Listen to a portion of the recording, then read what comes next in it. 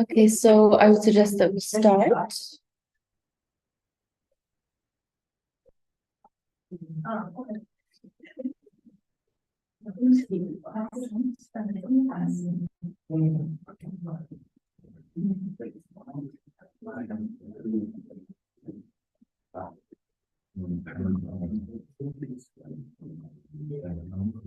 Okay, Dhoruba, are you here? I'm here. Okay, amazing. So, just a second, please.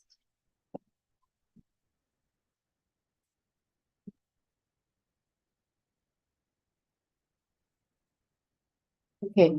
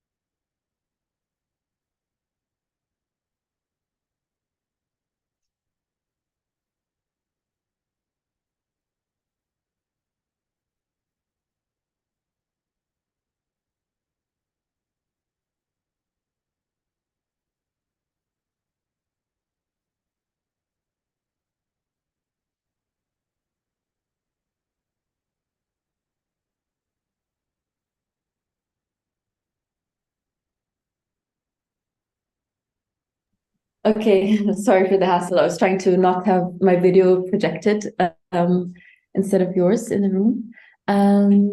So can you hear me well, Dhoruba? Yes, I can. Yes, I can. Okay. So, yeah.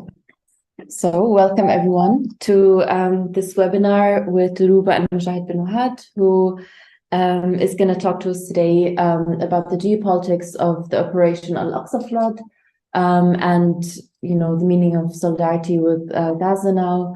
So yeah, a big thank you for Dhoruba for taking the time to speak to us today.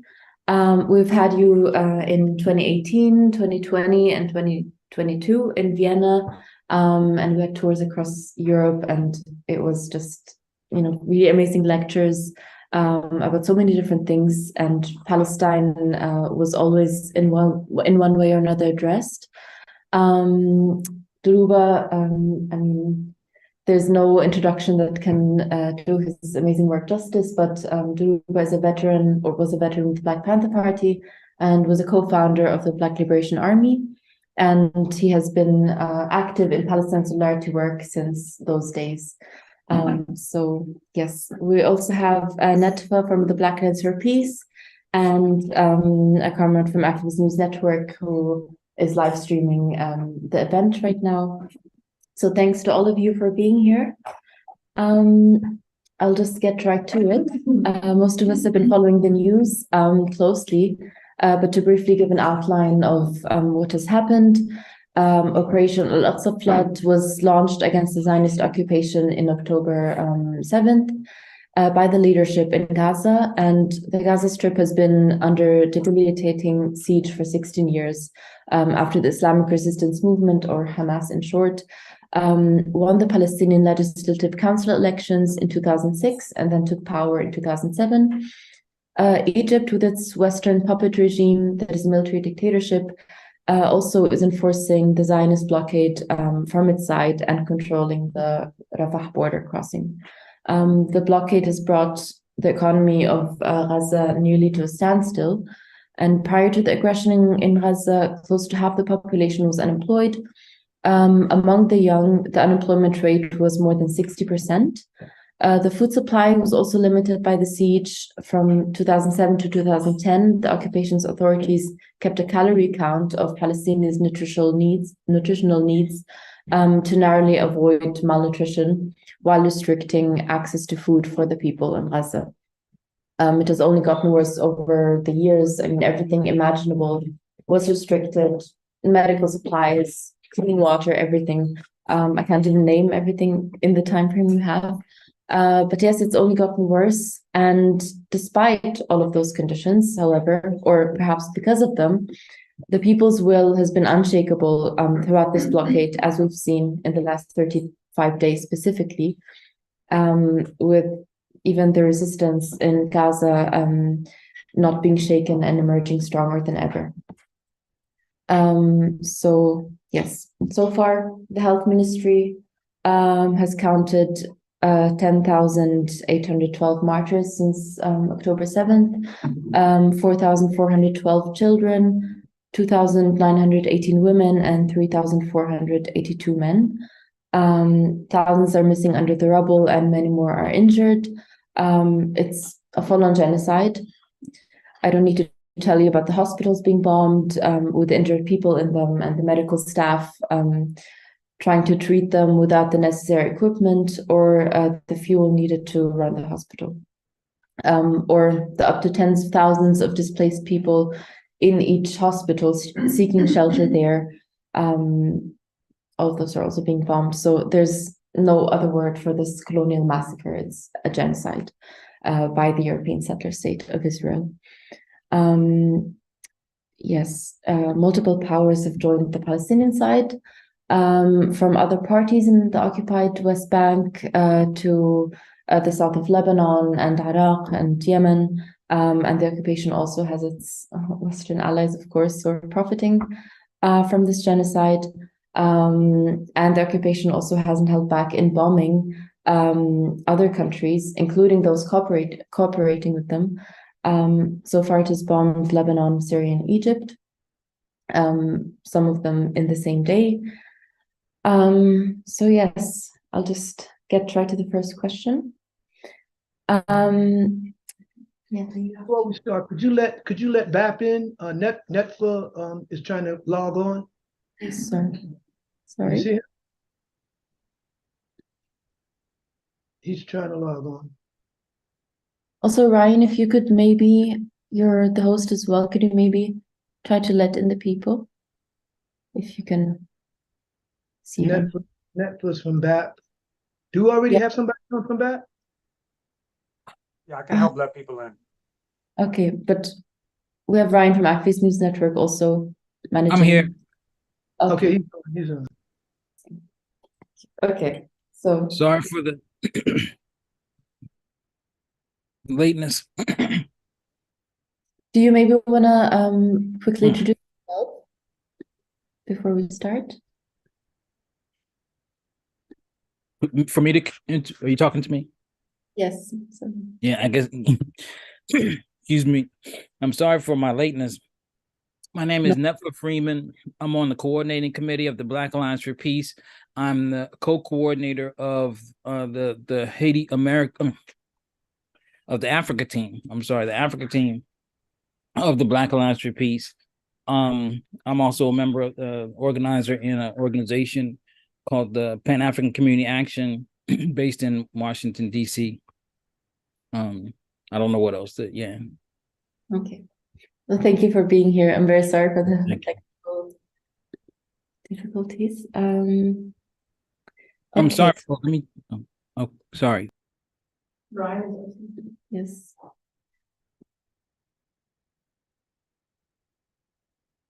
Okay. So I would start now with the first question. Just a moment.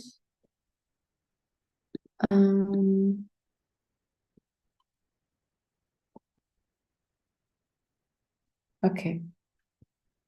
So we've heard about the operation Al-Aqsa flood. Such a large-scale operation being carried out after an autonomous Palestinian planning is unprecedented in Palestinian history. The leadership of the resistance chose the time of its launch And as we've heard from the largely anticipated speech by Hezbollah Secretary General Hassan Nasrallah last week, not even the close allies of the resistance were informed about the planning or involved in it in any way. Dhoruba, what do you think this momentum means for the future of Palestinian self-determination and liberation? Well, first of all, Iman, I want to thank you for putting this together and inviting me to talk to comrades from different places. And I hope as a result of this, we could build some stronger solidarity networks, some mutual solidarity networks. But I just want to start by saying the Aqsa flood Hamas strike against the European Zionist settler state was a serious blow against the US and EU control of the so-called Middle East, militarily and its political hegemony in the region. And this came about on the eve of the so-called Abraham Accords being signed and codified by regional Arab regimes, normalizing relationships to the European settler apartheid regime in Tel Aviv. With this Aqsa flood military action, a brilliant military action, I might add, it changed the paradigm in the geopolitics of the Middle East, and I believe it changed those paradigms forever. If we really look at the history of the Zionist apartheid state, settler state of Israel, we know that it has this auspices in the West's attempt to control the remnants of what fell apart after the Ottoman Empire after World War I.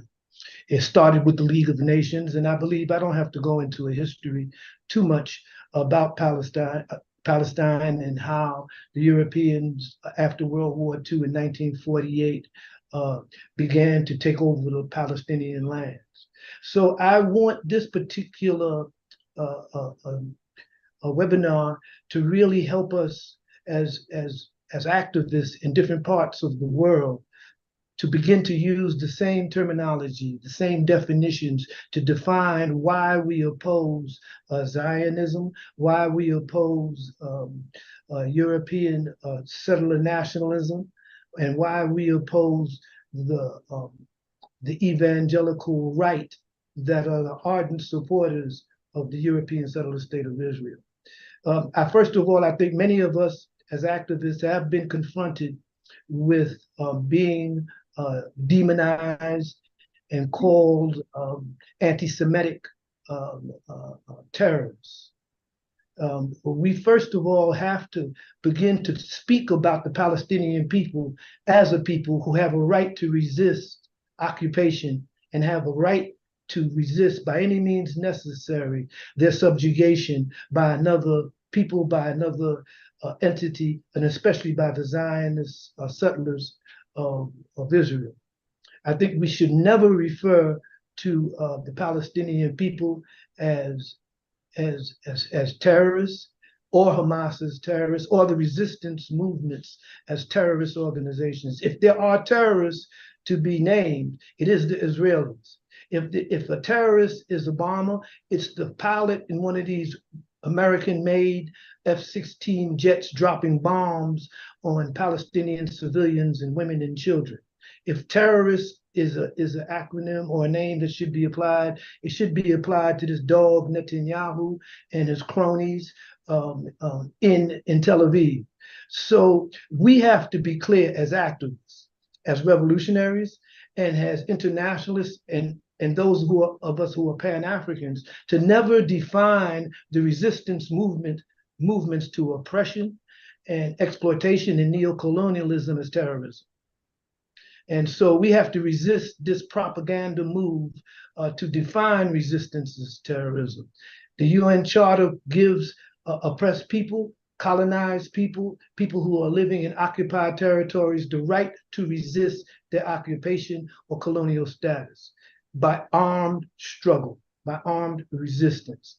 On the contrary, though, nations who occupy another country nations who inflict colonial rule over a subject people have no right to defend themselves against that resistance. So there's no such thing as Israeli right to defend itself. So I want all of us here to understand that whenever we come forward in our solidarity, in our individual movements, that we do not use the terms that define our resistance movements as terrorists, and that try to equivocate and compare the humanity of the Palestinian people to the inhumanity of the Zionist settlers. And there is no equivocation, there is no comparison. And I think it's very important for us to spread this word, because I noticed in looking at the demonstrators from around the world in different cities, many of them young people who rightly came out to support Palestine, very few of them really understood that the term anti-Semitic was a trope, was a trick that was designed and instituted by Theodore Herzl over 100 years ago. And this trick was to call the European Ashkenazi Jewish population that settled in Palestine, to call them Semitic, to call them the descendants of the original Hebrew or Israelites. There's nothing further from the truth. The settlers that are in Israel today are Europeans. They are not Semitic people. They have no tie to the land, either physically, genetically, or otherwise. Whereas the real Semitic people of the region, of what used to be called historically the Levant, are the Palestinians. So it's ironic that today, at this particular juncture in history, that we are called anti-Semitic for opposing European settlers in the Levant, and the Semitic victims of that European settler state, who are Semitic people, are not even considered Semitic. So we're told we're anti-Semitic when we support the Palestinians. I think it's very important that we flip the script, that when we talk about anti-Semitism, we talk about it in terms of Europe's history of pogroms, of persecution of Jews in Europe. Because the Palestinian people, the people of the Middle East, had nothing whatsoever to do with the pogroms that drove the Jews out of Europe into the Middle East. It was the Nazis that did this. It was the fascists that did this. It was the antecedents and the descendants of the Spanish Inquisition who did this. So we really need to be clear that anti-Semitism is a trope, is a false flag. That the Ashkenazi Jews, who are the European settlers in the Levant, in Palestine, are not Semitic people.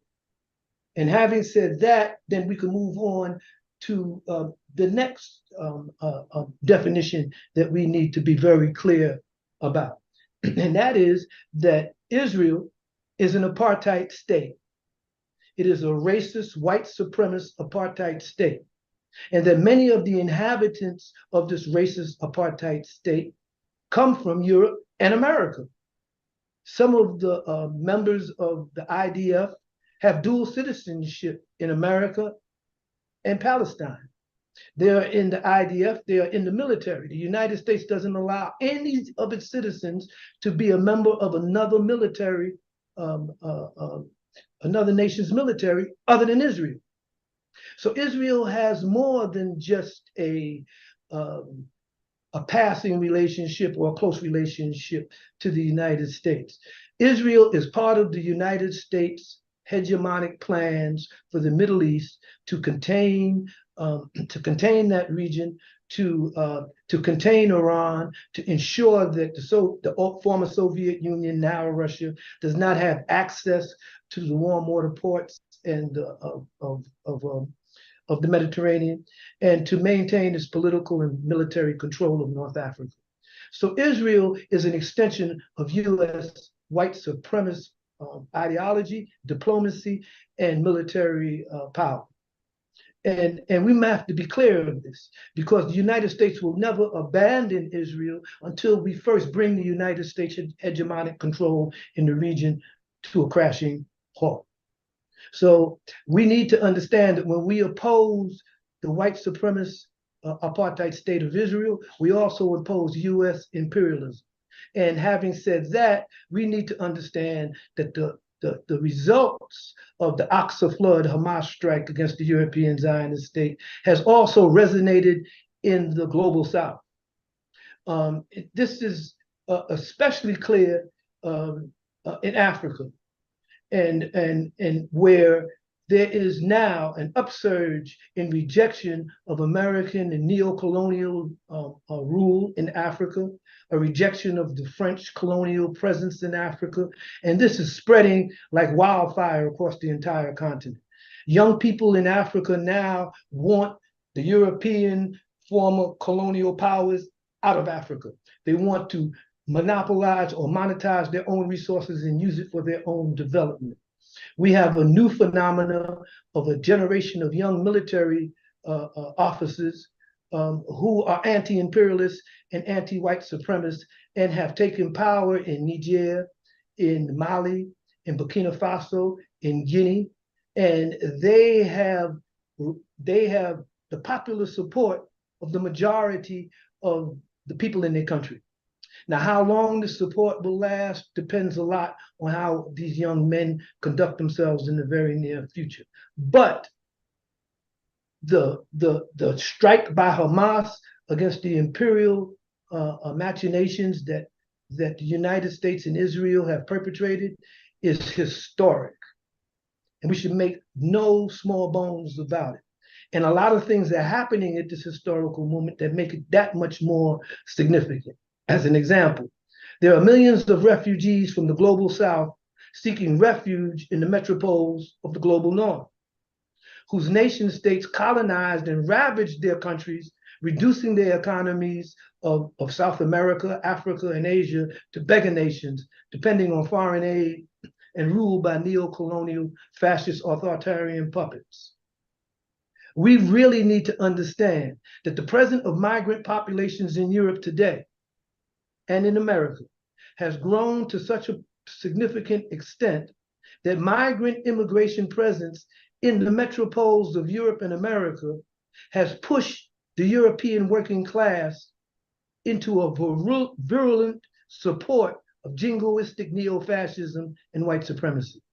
This is marked by the rise of fascism in France, in England, in Germany, in Austria, the rise of these right-wing neo-fascists cloaking themselves in the garments of democratic politics.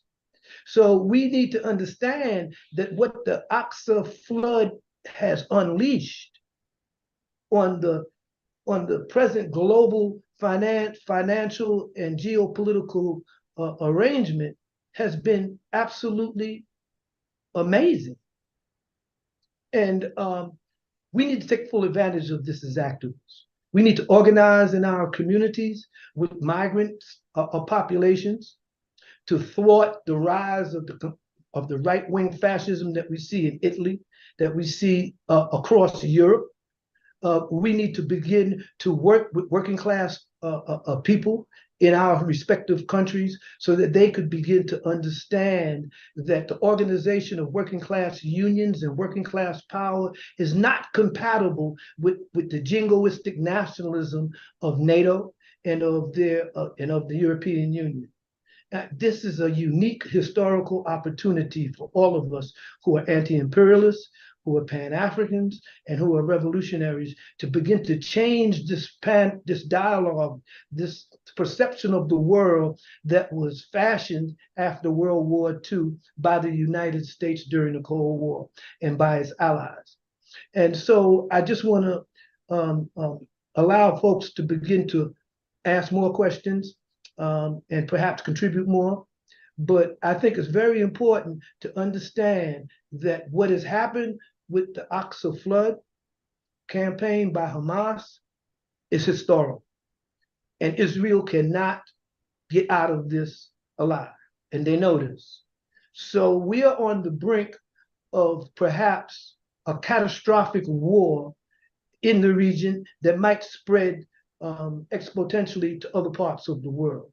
We know that here in Africa, for instance, and I would have one of my brothers come on afterwards, and I hope everyone to pay attention, from the Ghana socialist movement here to explain some of the things that they are working with, some of the forces that they're up against right here, where the political elites support Israel and support the war in Ukraine. I think that that we really have to make the connections between the puppet governments, the governments that we have here in the Gulf of Benin, ECOWAS governments, who were lined up to pursue and carry out France's the French agenda in Niger.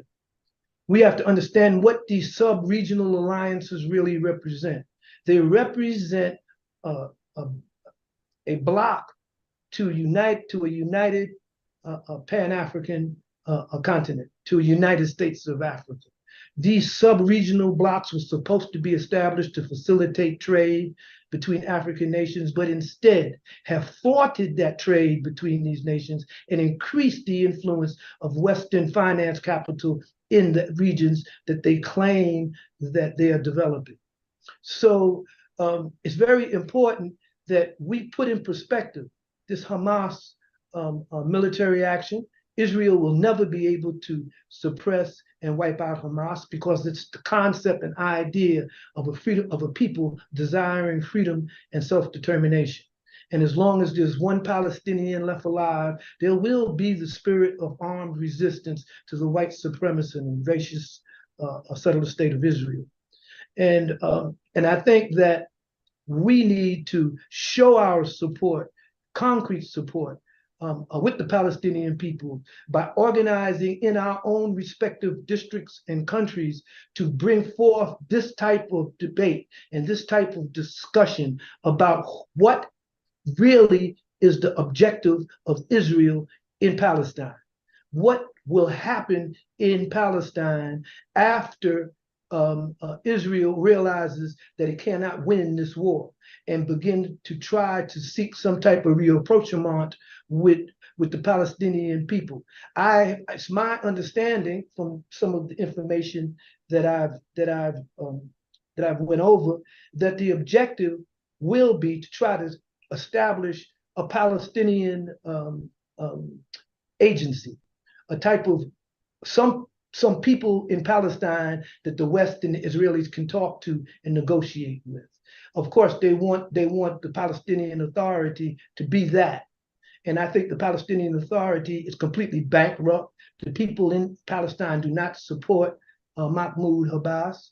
They do not support them. They support Hamas. And they support their right to live free and in their own country and to be returned to their own territory. So we really have to bring this type of analysis to the classrooms in the metropoles. Many of us have been kicked out of educational institutions for supporting Palestine. So we realize the limitations of freedom of speech and freedom of assembly stops with U.S. Military hegemony in the Middle East. That we cannot criticize Israel, we cannot hold them to account without being harassed and in some cases arrested in our own countries. So having said that, there's more I want to talk about in terms of the impact of this particular action and how it affects the development of the BRICS movement, the availability of alternatives to U.S. hegemony that's emerging with China and BRICS Brazil and South Africa, who are now charting a separate course away from the U.S. finance capital institutions and offering developed nations an alternative to foreign aid that's used as a means of neo-colonial control. So I'll end with that, and I just hope I didn't go on too long, and that okay. Not at all. Thank you so much, Dhoruba. I mean, you already touched on the implications of the operation, which I would have asked you about after. But could you maybe elaborate a bit on the global power, the shifts in global power dynamics that might have led to such an operation being carried out, and all those movements together emerging against Western imperialist hegemony over the region? Well, yeah, I think there's a lot. There's plenty to unpack with that, Iman. I think that if we go back in one respect to how the United States suffered a serious setback, I believe in 1974, with the founding and establishment of the Islamic State of Iran, which I believe took many in the U.S. Intelligence community by surprise. Because up until that moment, Muslims, by and large, the Muslim Ummah, by and large, was not overtly anti-imperialist. It was not something that Muslim nations were known for, to be anti-Western or anti-imperialist as such. In fact, the Saudis were in bed with the British and the Americans for half a century. I think the collapse of the Ottoman Empire after World War I provided the Europeans the opportunity to empower many of these reactionary Arab regimes in the Middle East, especially the Wahhabis in Saudi Arabia. So I think that 1974 and the establishment of the Iranian Islamic Revolution marked a turning point in terms of how Muslims viewed U.S. hegemonic control over Muslim lands. But because Iran was predominantly Shia, and the major monarchies and Arab regimes were Sunni, the CIA and the British MI5 and the Europeans realized there was an opportunity to isolate Iran's anti-Israeli, anti-imperialist stance and position. And that's what they did. And today we saw that play out when the West created ISIS, helped create ISIS, when the West got involved in Afghanistan, and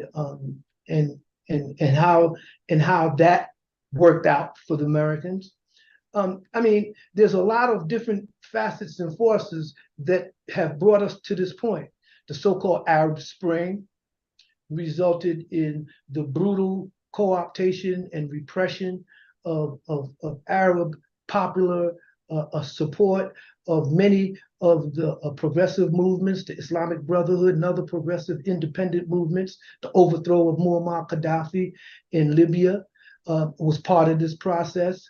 The movement of strugglers and activists from North Africa into the Sahel has given the Europeans the so-called green light to, quote, fight Islamic terrorism in the Sahara and in the Sahel. And that has led to many of the military bases that we now have and NATO's presence in Africa.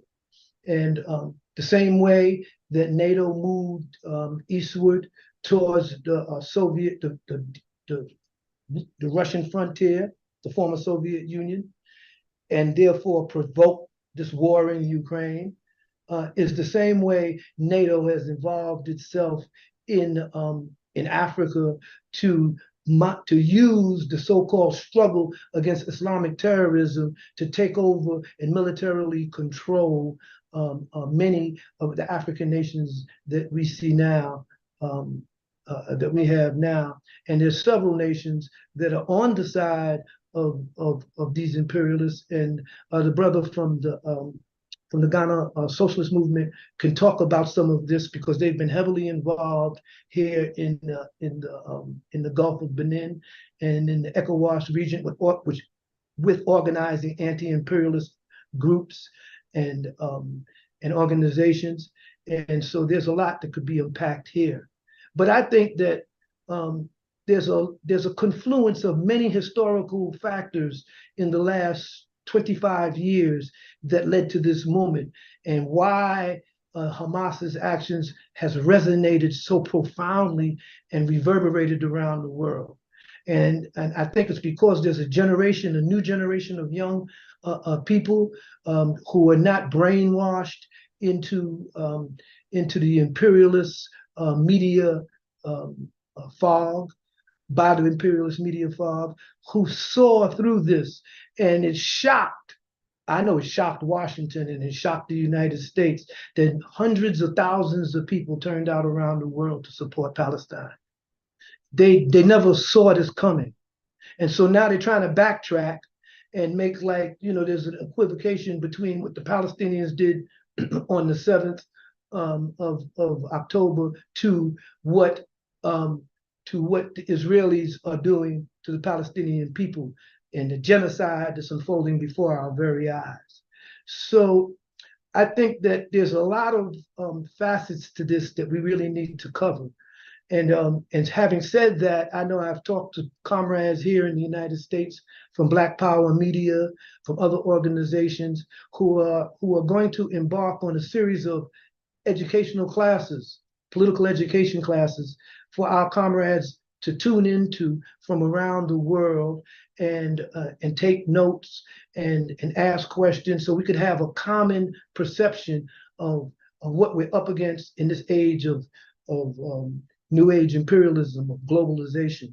We are all now on the front lines of the global village, and we have to behave and act that way. For many of us in the United States, solidarity with Hamas and the Palestinian movement is considered a crime.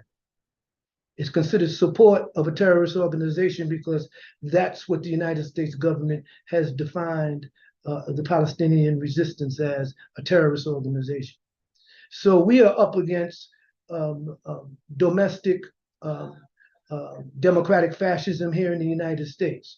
We are wrestling with the police state here in America and the white supremacist construct that is the United States of America. We are confronted with a rising armed and militant evangelical right that looks at Israel as the prerequisite for the return of Esau ibn Miriam to cleanse the world of sin. So they believe that the present occupation by the Jews of Palestine is written in their scriptures. So we are confronted with these dogmatic fanatics and white supremacists right here in the United States, and they're armed to the teeth. Make no mistake about it. They're violent and they're armed to the teeth, and they enjoy the support of the police and the military. And I'm quite sure that I know that in many cases, Dar al-Janub in Vienna has faced similar types of threats and repression by the police state for just talking and showing solidarity, not only with Palestine, but with the freedom of Black political prisoners here in the United States. So we know how the police state is operating under the pretext of democracy. These neo-fascist regimes, these right-wing governments in Europe and in the United States are fascist in democratic drag. And we need to rip these garments of democracy away so that people can see that their political leadership, that their governments are supporting reactionary and racist regimes like the Israelis, like other despotic regimes. We see the rise of Italian fascism and how they've started to pay North Africans to keep immigrants, migrants, asylum seekers in Africa. We see that African asylum seekers are often prohibited from accessing the Mediterranean in transit to Europe and sent to concentration camps in the desert. These are things that we need to understand, that this is not the first time that a genocide is being witnessed before our very eyes. We know that in Rwanda, a genocide was committed in broad daylight with the French and UN and US complacency and involvement. So it's not unforeseeable that unless we do something, unless we urge our governments and our representatives to take a firm stand against the white supremacist state of Israel, that the Palestinian people are going to suffer not only genocide and displacement, but perhaps annihilation as a people. So it's up to us as activists to stand with the Palestinians, to stand against imperialism and white supremacy and fascism, and to make our voices heard.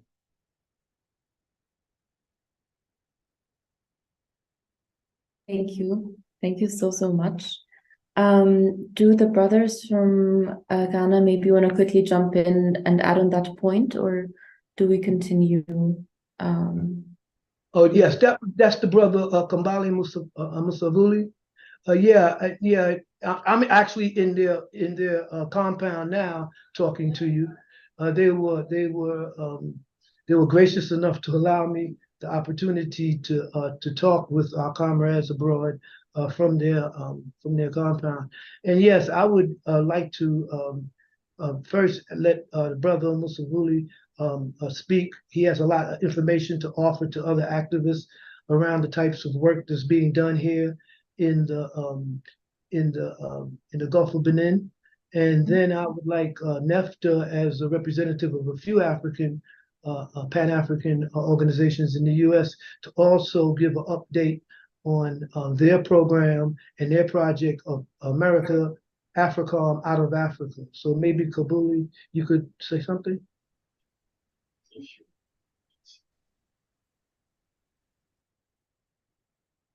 Is the sound okay?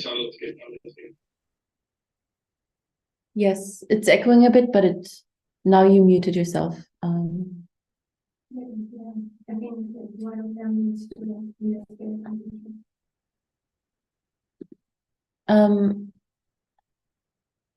You muted yourself and the video's off as well.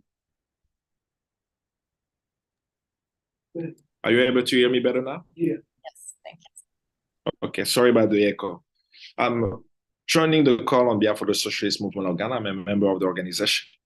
And the leadership of the organization want to make sure that the world knows, and those participating, that the Socialist Movement of Ghana is in full support of the Palestinian people. We have a Palestine Solidarity campaign here, and we've organized 2 protests so far in the city of Accra in the past week, which has brought to light where the people of Ghana stand as it relates to Palestine. Yes, our government, unfortunately, is supporting the state of Israel, but the people of Ghana came in mass. Thousands of them came out. And we did not expect the people to come in large numbers, clearly showing us that the people of Ghana are in support of that. But we have challenges. In the context where we are working in, here in West Africa, Israel has been providing security intelligence services to governments in the region. It has affected us here. Actually, a Palestinian was rendered in Ghana. He came a few years ago to see his family in Accra, and Mossad, with the National Intelligence Bureau, NIB, were able to kidnap him from his exit at the airport. Then he was flown to Equatorial Guinea. After that, he was flown to, if I'm not mistaken, Kenya. And in the end, he was flown back and dropped in Lebanon. He was tortured for over 6 months, and then he was released. Here in Ghana, we raise our voice for that because we understand the suffering that the Palestinians are going through, that their land, they've been dispossessed of their land. And unfortunately, our government are using Israel for intelligence services. And of course, it's being used against the people of the region. For us in Ghana here, we are aware that Pegasus is being used in the neighborhood called Cantonment. That's where the NIB Bureau is.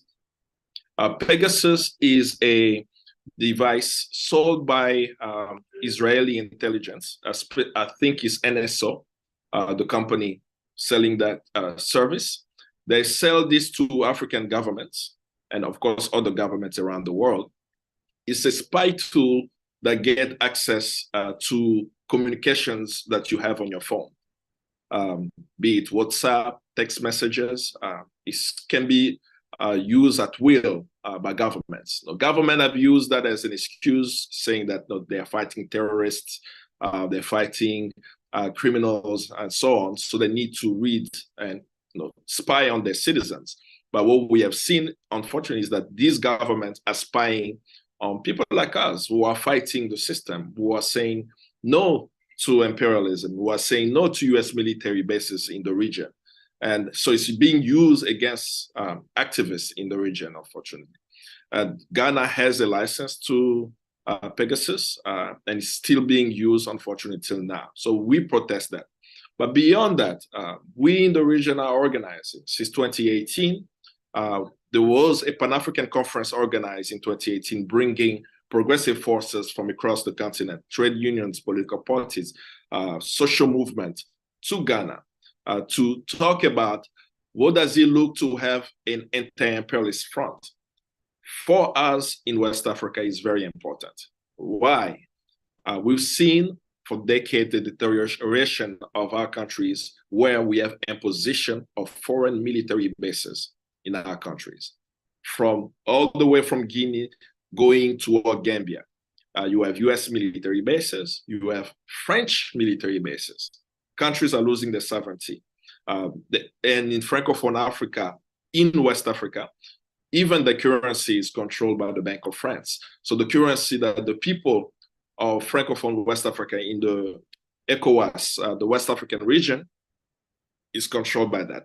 So throughout this period, we have seen how people in West Africa, during that conference, wanted to establish how we are going to organize as a people.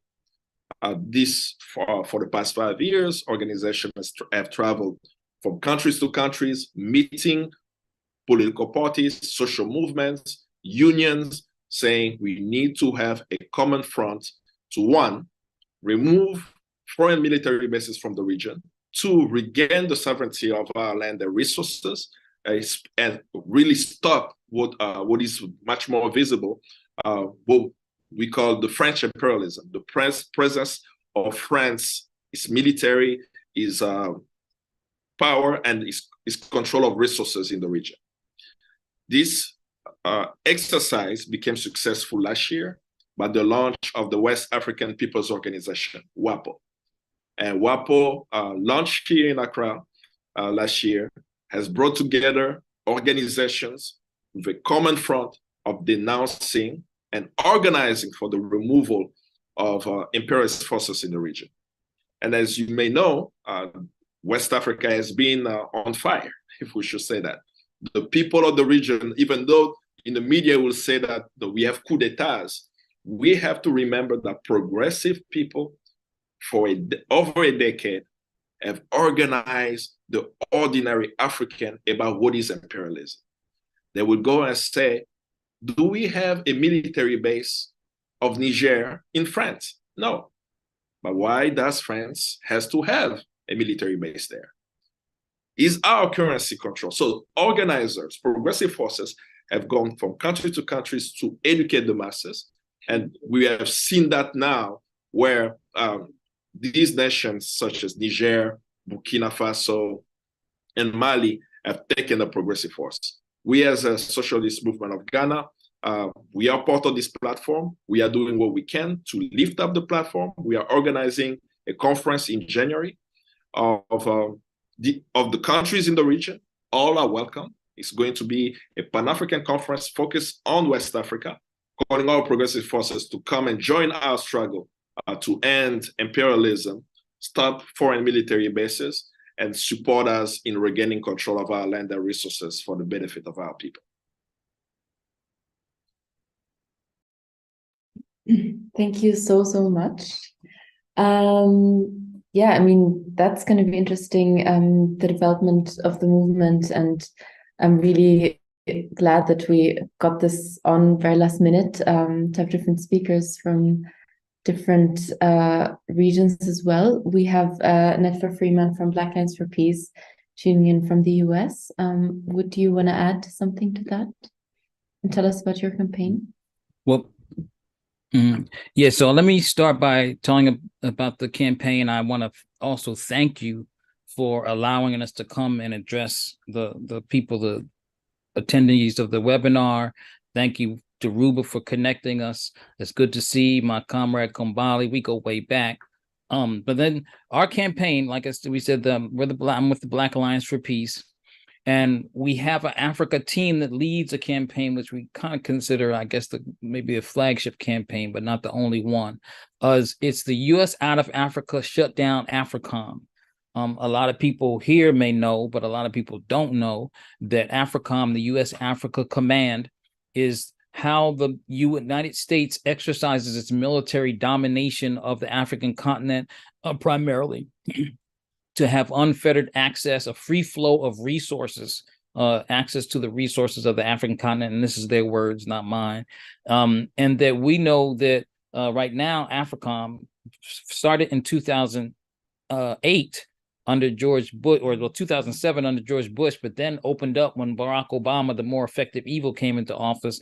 Then all of the African leaders have rejected it until Barack Obama came. And now AFRICOM is in some form of U.S. Africa Command, some form of military to military relationships between the African country and the United States. Is in 53 of the 54 African states. Eritrea is the only one that doesn't have this relationship, and we can see that it's caused havoc. Aside from their proposed goal of fighting terrorism and all that, they in fact exacerbate such an issue. And in fact, we really see that they're responsible for it, because Dhoruba referred to the invasion, or someone talked about the invasion of Libya and the decimation of the Libya out of Jamahiriya. And that was really the starting point for what we're seeing now of the different violent extremist groups, Al-Shabaab and Boko Haram and whatnot, where they just, they destroyed, and people got into the armory and they flooded across the Sahel, these elements that they supported in order to overthrow the Libya Jamahiriya. And now they come to say that they're the people to try to fight, this element on the African continent, and they're still not even doing it. They're just exacerbating it. We can see Somalia is like the biggest, the main focal point of the drone war, the U.S. drone war in Africa, where they just indiscriminately kill people. All they got to do is say they're enemy combatants, and it's okay. But I don't want to digress.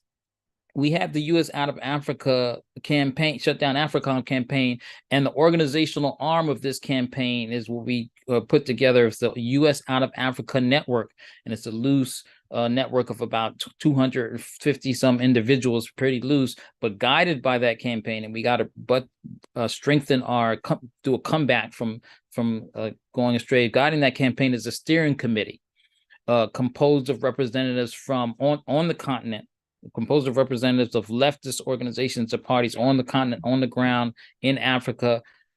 And we have, representation like in Guinea-Bissau and the PIGC, in Nigeria, Mayu wa Taifa, the Revolutionary Socialist League in Kenya, Joint Action Front in Nigeria, also the Communist Party of South Africa and Zimbabwe, Movement of Pan-African Socialists, and then the All-African People's Revolutionary Party are representatives on the steering committee of the U.S. Out of Africa Network. Now, our objective, and we say it, is the complete withdrawal of U.S. forces from Africa, the closure of all U.S. bases, and the demilitarization of the African continent. And when we say demilitarization, we're not naive enough, or maybe we're not deranged enough to think with this predatorial Western U.S. what we refer to as the U.S. EU NATO axis of domination, that we demilitarizing the African people who have the right to defend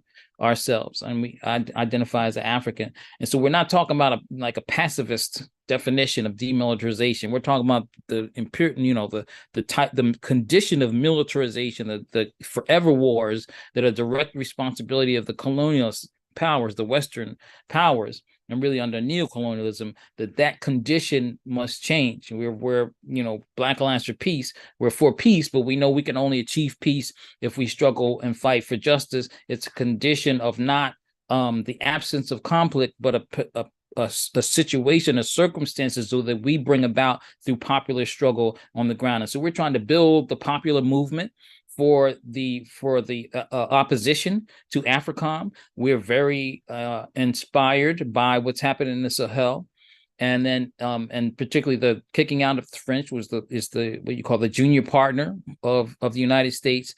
And then we hope that this anti-France sentiment can also transform into the anti-US imperialism sentiment on the continent, and we would do our part to do that. We've been doing our part. That's what we've been doing every month during the October, which is the founding October 7th, I believe is the actual date that AFRICOM was officially founded. We have an international month of action against AFRICOM. And so we try to get all of the wherever we can put out there, and we provide toolkits and all that. It's on our website. People can see the last one. We just came out of one, blackallianceforpeace.com, AFRICOM 2023, where you'll see that we've put together toolkits and suggested things that people can do to raise the awareness about AFRICOM and then confront and challenge those who support AFRICOM. So that's the first things I want to talk about. So we want to expand our network, and we want to work with all kinds of groups, and we know, kind of bringing it into the Al-Aqsa flood and that relationship. I don't know what I can add to what Dhoruba did. I mean, I think that he was, he's very knowledgeable and put everything, but that we should know, or almost everything. I think everything, but I'll just add these few comments. Is that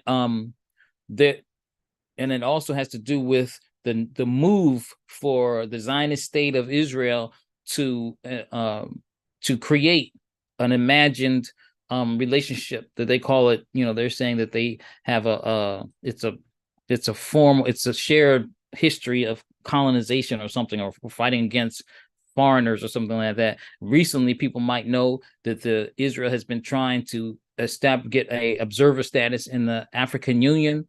The first time a representative of Israel came to the African Union in 2000, they escorted him out, which was good. But now they've been talking about which was kind of inspiring. But now the new chair of the African Union, I think, has kind of unilaterally reversed this decision, or at least said, because it's still up in the air, then they're not going to take this, they're not going to reject Israel. But we're seeing that this is the comprador class we got to look at, and when we look at the regional bodies, and I think Dhoruba referred to this too, like ECOWAS and these other regional bodies on the continent of Africa and the roles they serve, they're comprised of basically the comprador class of Africa, the elite class, the puppets that are put in to pose as doing the bidding or representing the interests of African people, but they're really representing the interests of the foreign powers. And so these are the ones who will look at a popular move like what has happened in Mali and Burkina Faso and Guinea and Niger, and then say, well, this is undemocratic. I mean, hordes of people are saying yes, and what makes it undemocratic? What is democracy? What's your definition of democracy? These are the same leaders also that are turning the history, the valiant anti-Zionist history of Africa on the African continent, and the same happening in the United States with the compradors, because we got compradors here of black leadership, misleadership, of actually going against the African or the black radical tradition of being in solidarity with Africans and trying to repaint history, because they're they're serving the interests of imperialism, and imperialism, because it's in such a desperate state, seeing the multipolar world emerging and not really knowing what to do with it, they're doubling down on their compradors. They're bringing out all of the people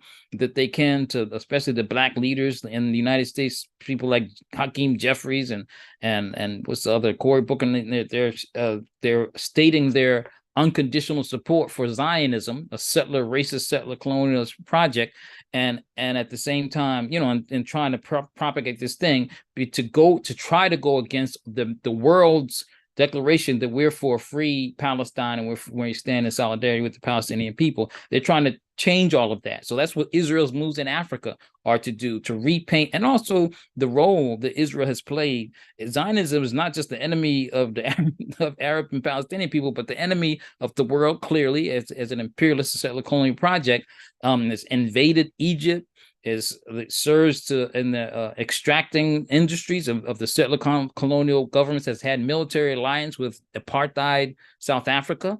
And so their role in Africa, as they try to repaint and say, rebrand themselves as something different and say they share some kind of colonial history, when in fact they represent a settler colonial project, and their ties with imperialism and with the colonists exposes that. It makes it really so anyway, I don't want to go off on another tangent, but I just wanted to say that. And the last thing I'll say is that one of the goals of our campaign, U.S. Out of Africa, Shut Down AFRICOM, is also to help the African population, the Black people in the United States, understand the correlations between U.S. disposition on the continent of Africa and our domestic colonization within settler colonial United States. We are a domestic colony. We are the subjects and the victims, just as the indigenous people of the North America, of the settler colonial project. The militarization, that they have a program called the 1033 program, where they give military hardware to the localized police to keep us and our communities in check. So the police are militarized. That is the counterpart, or the same synonymous with what they're doing on the continent, policing our people, and that we should be, we should be disavowing ourselves of any notion that we are quote unquote American, as they put it, or USA, and that this is our country. We're settler colonials. We have more in common with the people on the African continent, with Palestinian people, the people of Haiti, and Cuba, wherever. And we don't share the interest of the ruling class and the oligarchy of the United States. They work against us, and they mass incarcerate us and murder us and make sure that we don't, anyway, that I'll leave it there. Sorry if I went off a little bit. No, absolutely. Thank you so much for all of this. It's really valuable, and I wish we could have a separate thing where we just hear about the campaign. And yeah, I mean, thank you again. Also generally to the Black Alliance for Peace, who's Solidarity Network a member of, and thank you to the Socialist Movement of Ghana. So it was amazing hearing from you. Just to keep an eye on the time, I think we should slowly finish with the geopolitical analysis block of questions. But Dhoruba, do you maybe want to add last things to that? You wanted to touch up on the developments with the BRICS expansion and those shifts in the region as well, and China and. Well, I don't have much to add to what Netfa said. I really want some of the listeners or some of the participants who might just be tuning in and listening, who are in organizations or are thinking about getting involved, to reach out to us, to BAP, to the socialist movement in Ghana, and sign up and begin to try to do some type of work. We could work on political education forums and sessions, but mainly to try to begin to mobilize young people into actions that are supportive of poor people, that are supportive of their interests in their own country. We know here, like for instance in Ghana, that Ghana is functioning at a hyperinflation rate. Ghana has just been approved $50 billion or something IMF loan.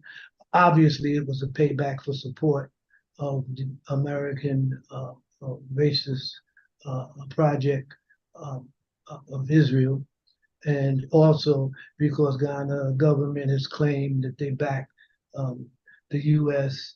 and the EU in the Ukraine war. So this is probably how the ruling elite here in Ghana has gotten a little bit of money to try to hold themselves together. But the economies of West Africa are not thriving economies. They are economies in thrall to European neo-colonialism and to globalization. We need to understand that globalization is actually New Age imperialism. And the elites, the oligarchs, individual countries are no longer just national oligarchs. They're not only looking out for the interests of their particular nation state. They have combined themselves into a global elite. That's what Davos is all about.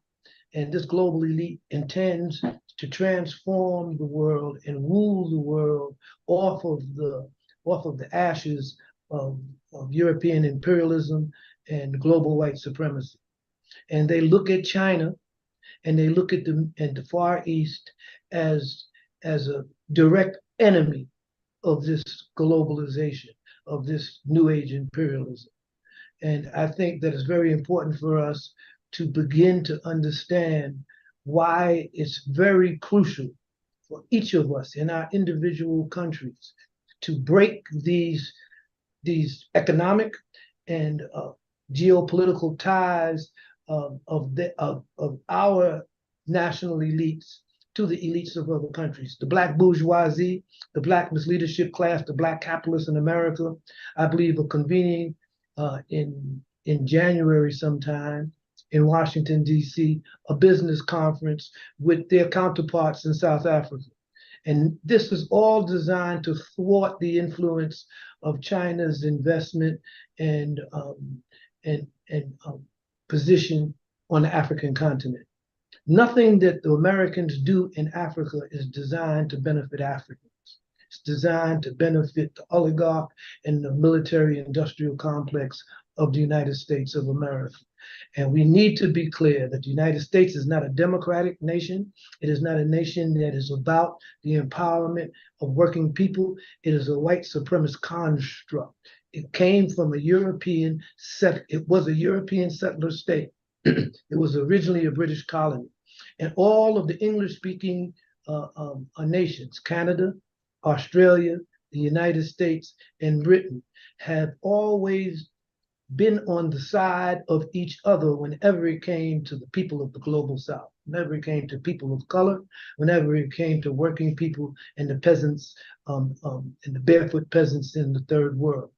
So we need to understand that this is what we are up against in the 21st century.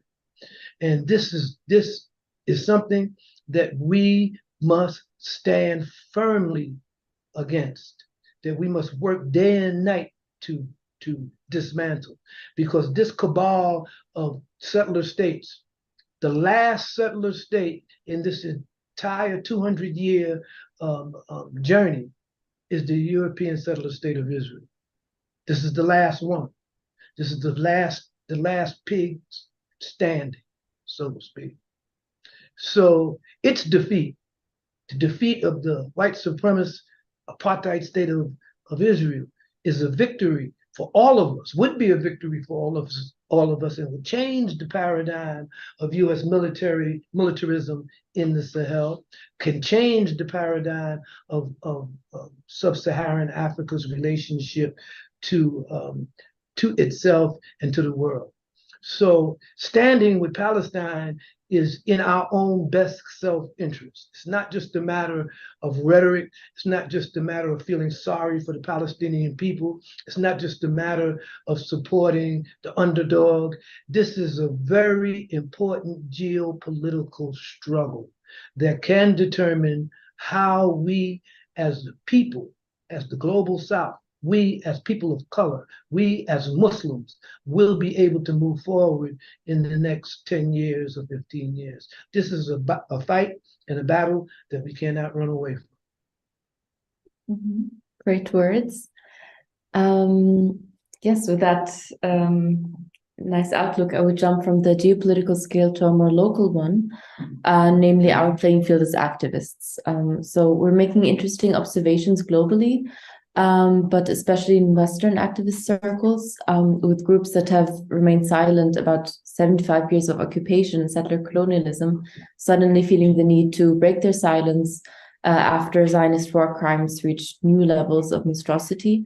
And the genociding in Gaza now being documented in detail with daily pictures and videos showing the torture and pain in HD, literally.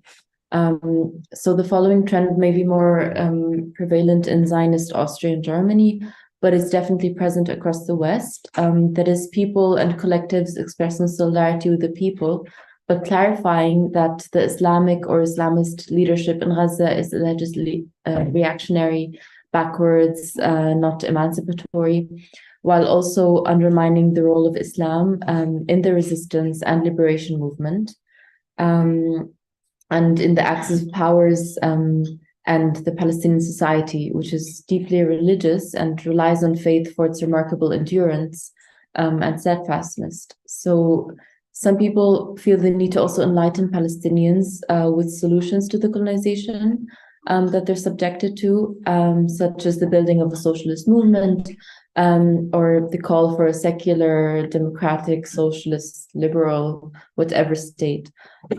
What do you say to these groups? Are you directing that question to me, Imam? Yeah. Well, I think that the Ummah, the Muslim Ummah, should really begin to assert itself in the metropoles of Europe, where we are being demonized, we are being discriminated against, and we are facing serious repression and vilification.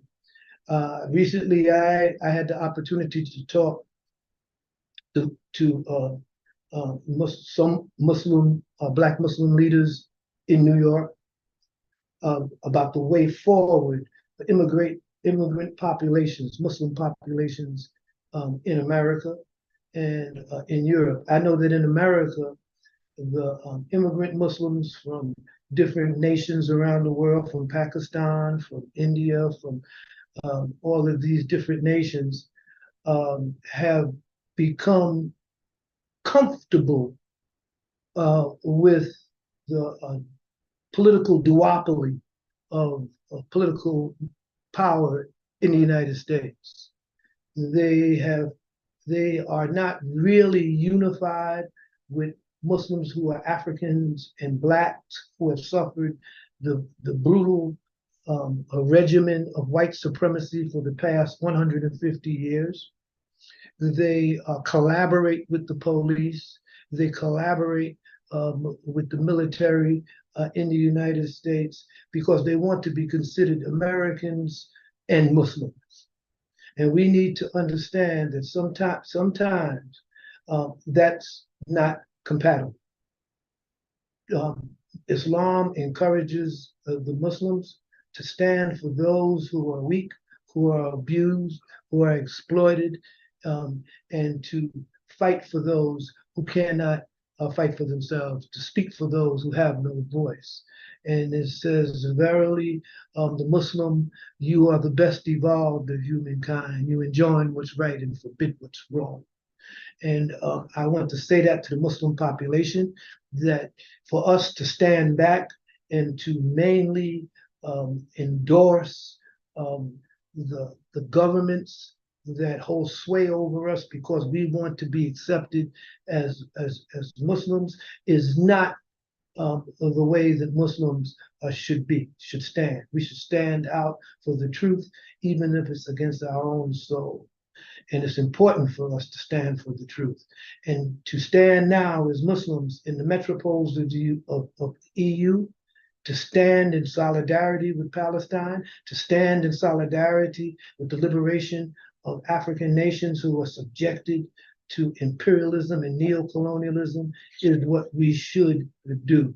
And we should not allow ourselves to be labeled as supporters of Islamic extremism or supporters of jihadism and all of these bogus terms created by fascists and white supremacists to demean us and our religion and what we stand for.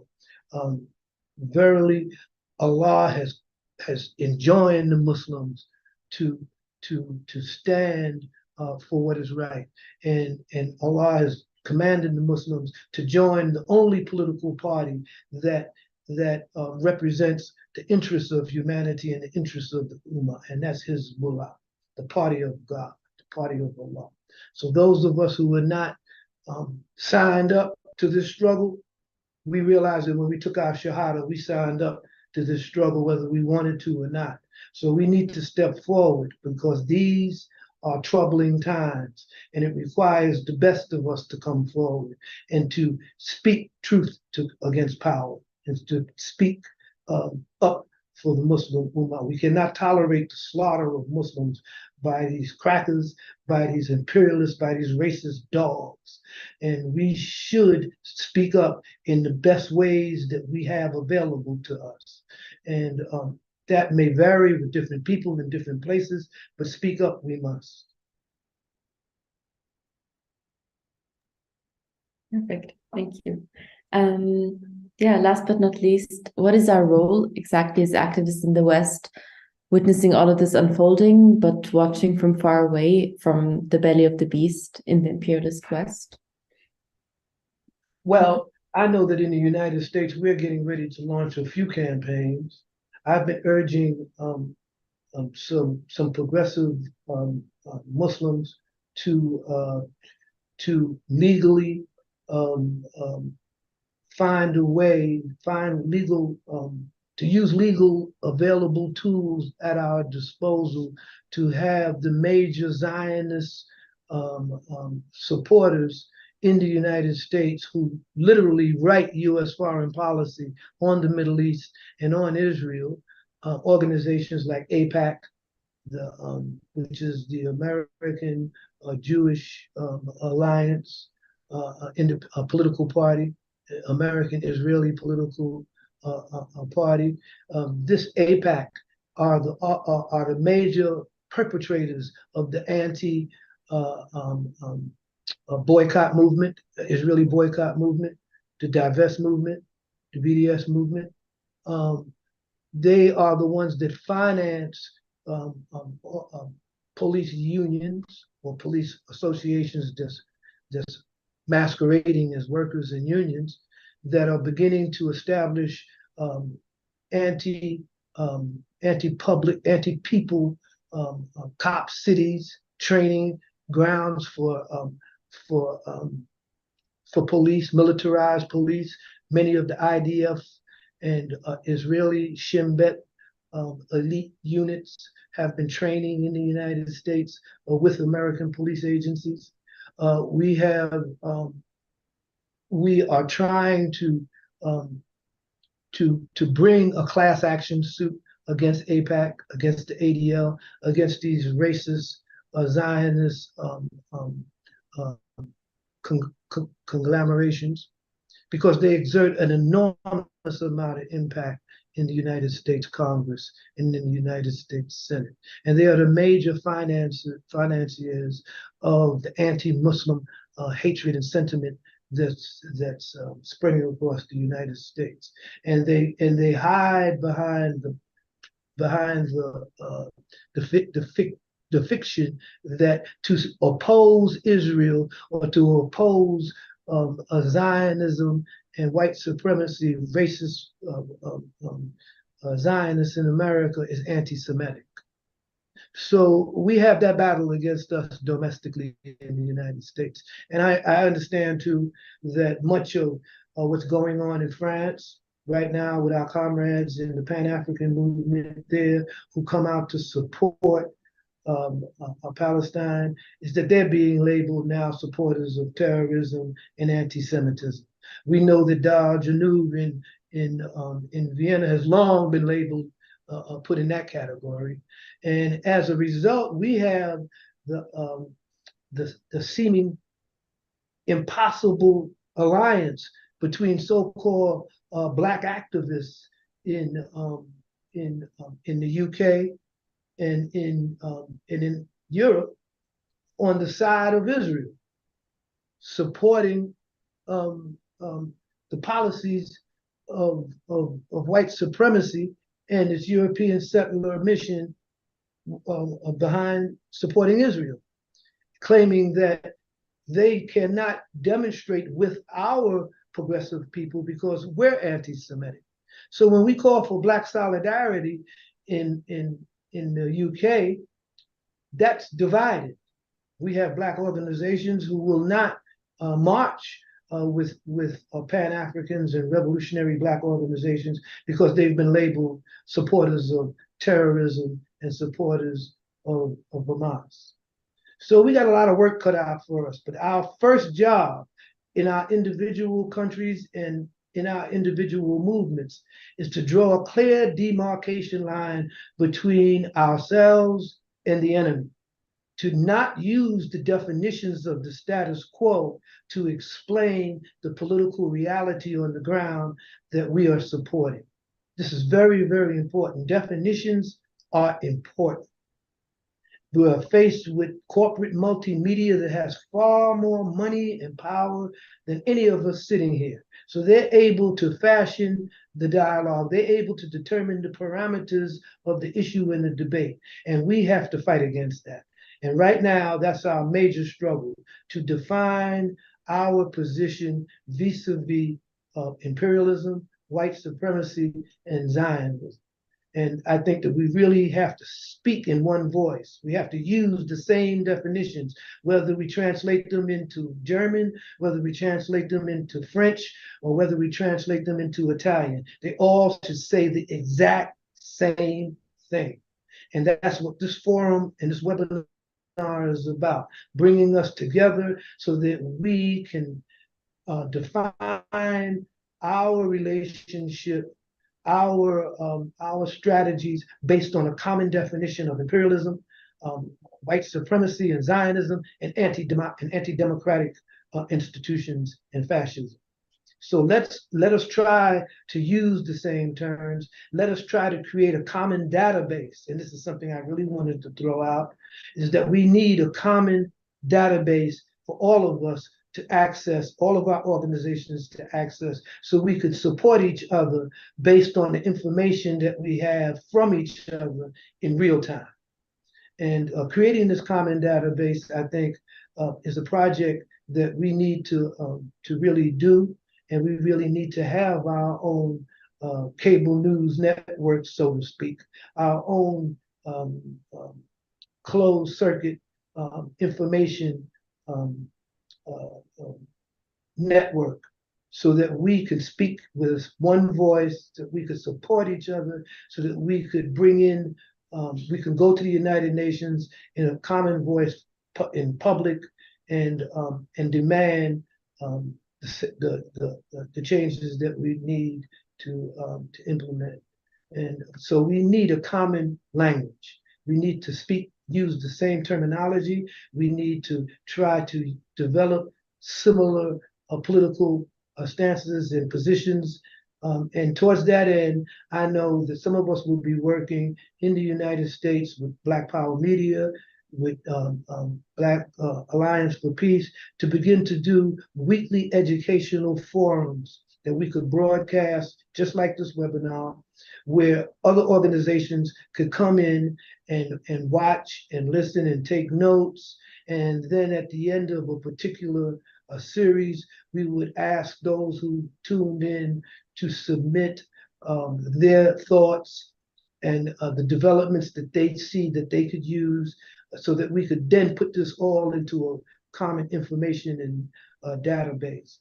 So yeah, we're working on trying to do that. We have to try to at least have a common language, a common set of principles that unify us. We need a global united front against fascism and white supremacy.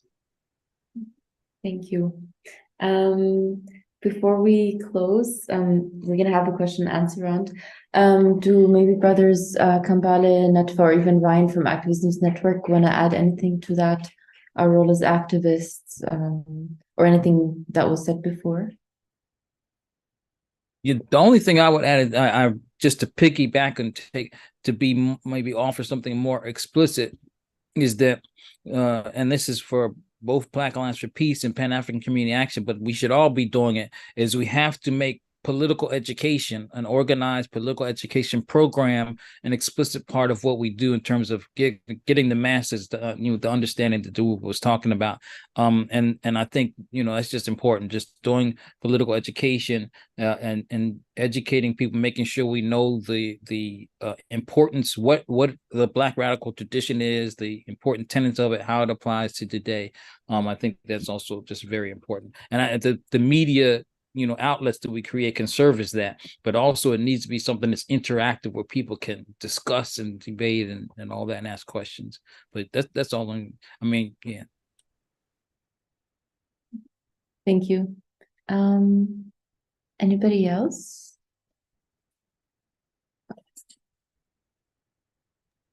I would like, Sorry. perhaps, I would like perhaps Imam hear from a few other listeners from other areas that might want to say something or give a shout out from their organization.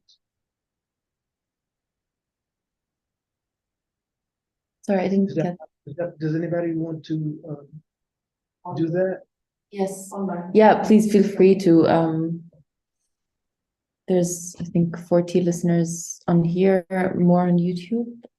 But there's 40 listeners on Zoom, and then we have the Activist News Network live stream. I think there's a lot more, and we have a bunch of people in that Janub. I can't count like that within, but I see. But please feel free to unmute yourself and say something if you want to speak for a group. Let me see the chat.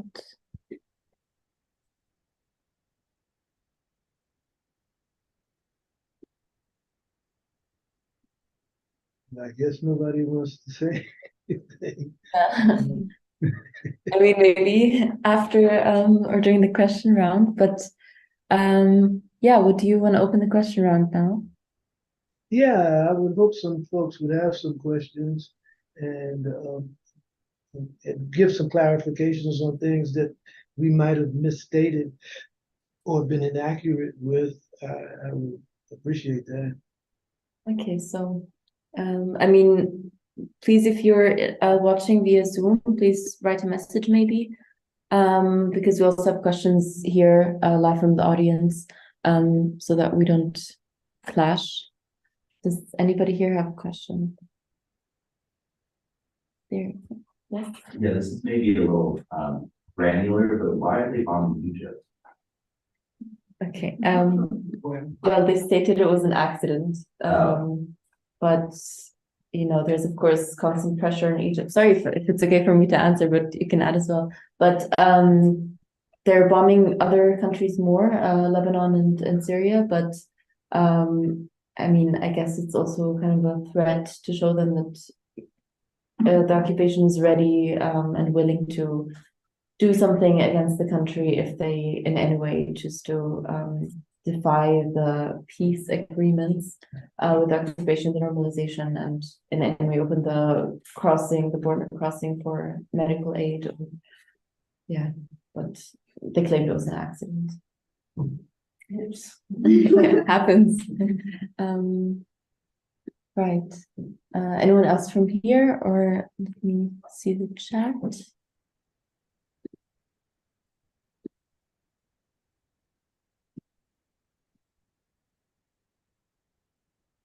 Okay.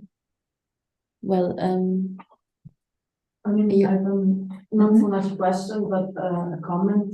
I wanted to thank the brother from Ghana, who, because I found very interesting the connection with how the state of Israel is oppressing people there and all over the region. And that is exactly what I think is very important to show in this education project that Dhoruba was talking about and the comrade from Black Alliance for Peace was talking about, that imperialism hits us all, and all the imperialist states collaborate together to oppress us and to oppress people in different ways in different regions. And that is why it's so important that we also collaborate together and create this international movement with the specific set of principles and one voice, because they have that. Imperialist states have this. And it was extremely interesting, the Pegasus explanation and the government as well. Dhoruba, did you get that? You're muted now. Yes, I got that. I think that was important. And the brother Kambale, I think he had mentioned that the socialist movement here in Ghana was planning an upcoming conference next year, early next year in January, and that conference was originally to be regional, but I've been begging on my knees that they try to expand it and make it more inclusive. Of course, funding is always a problem, and logistics is a problem, but I think that all of us on this webinar should realize that there are movements here on the continent who are ready to host these types of conferences. And I wouldn't want just us to be coming together just to be meeting. I would want us to have a concrete internationalist agenda that we all in our own ways can implement and carry back to our respective movements and countries and begin to work on. I think that one of the things that we really need to plug into is the anti-globalization movement as such.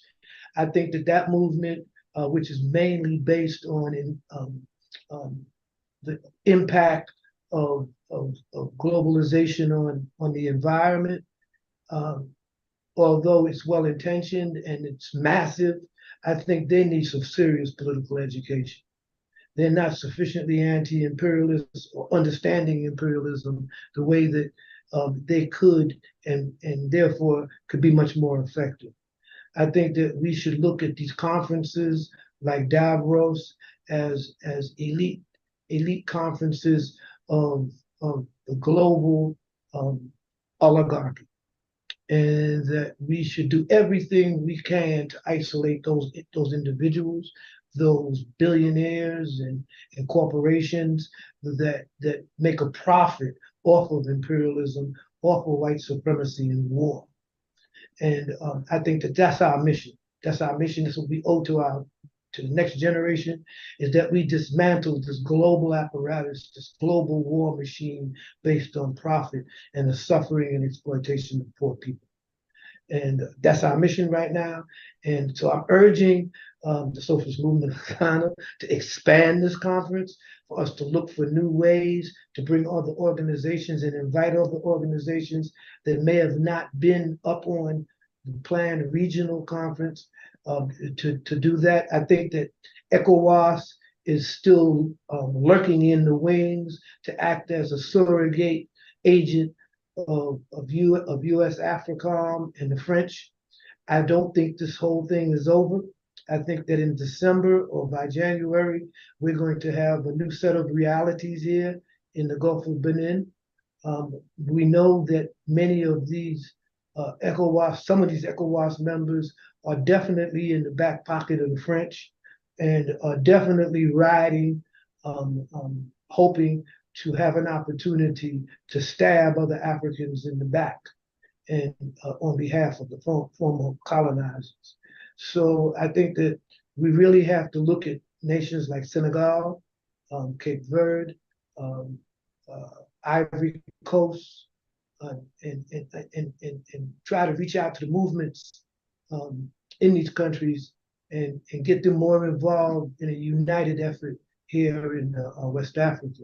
And I think that this conference might offer us that opportunity. So I just hope Kambale and the comrades in the socialist movement can try to expand our projective conference, or even if we just use it as a preliminary conference for something later on in the year.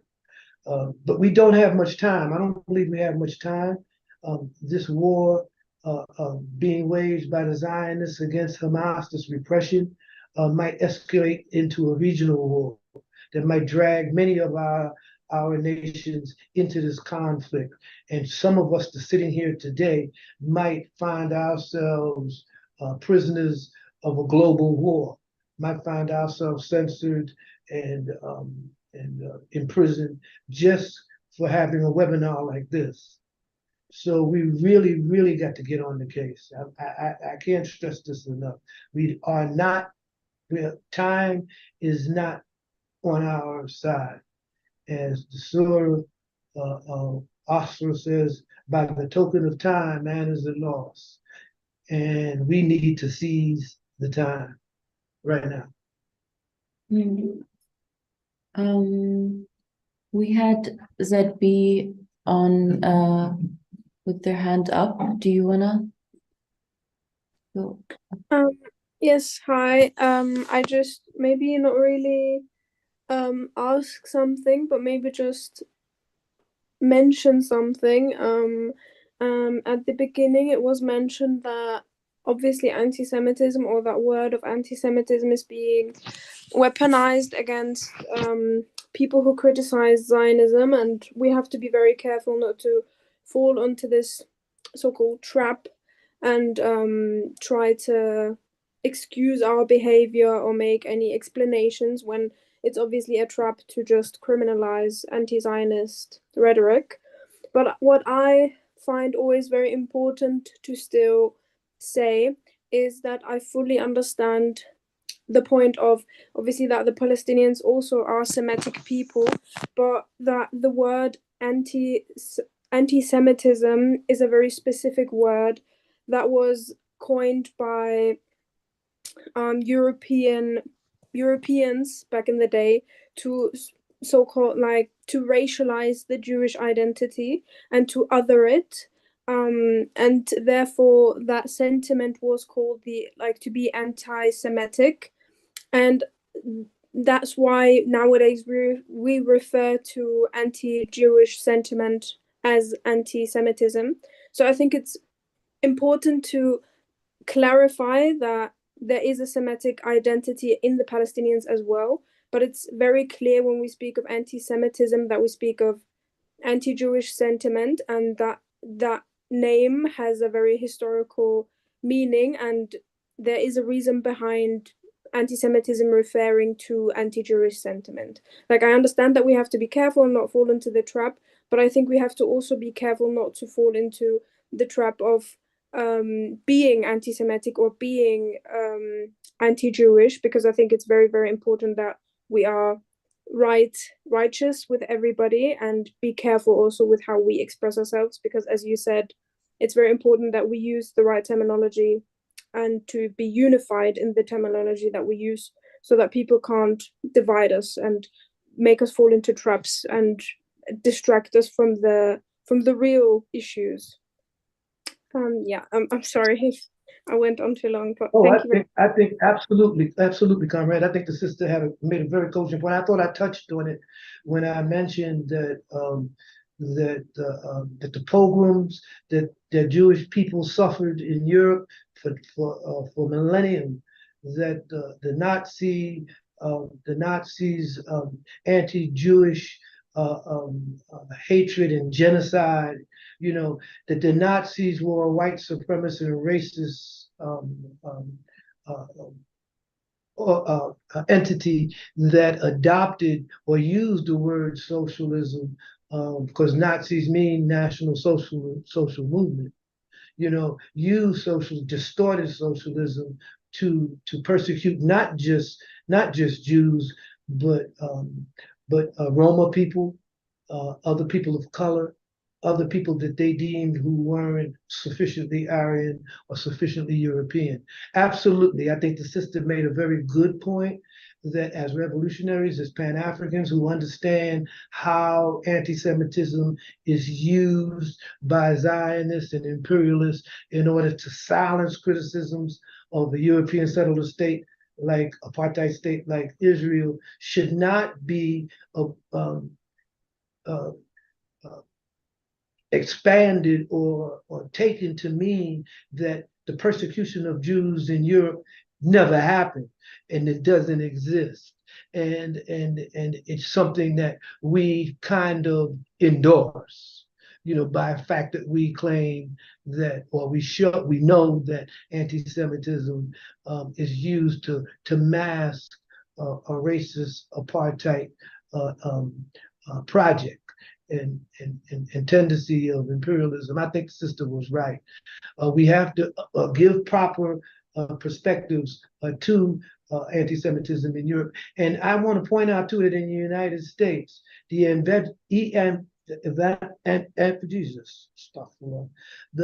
evangelical right, the supporters of Donald Trump and the right-wing Republican Party are rabid anti-Jewish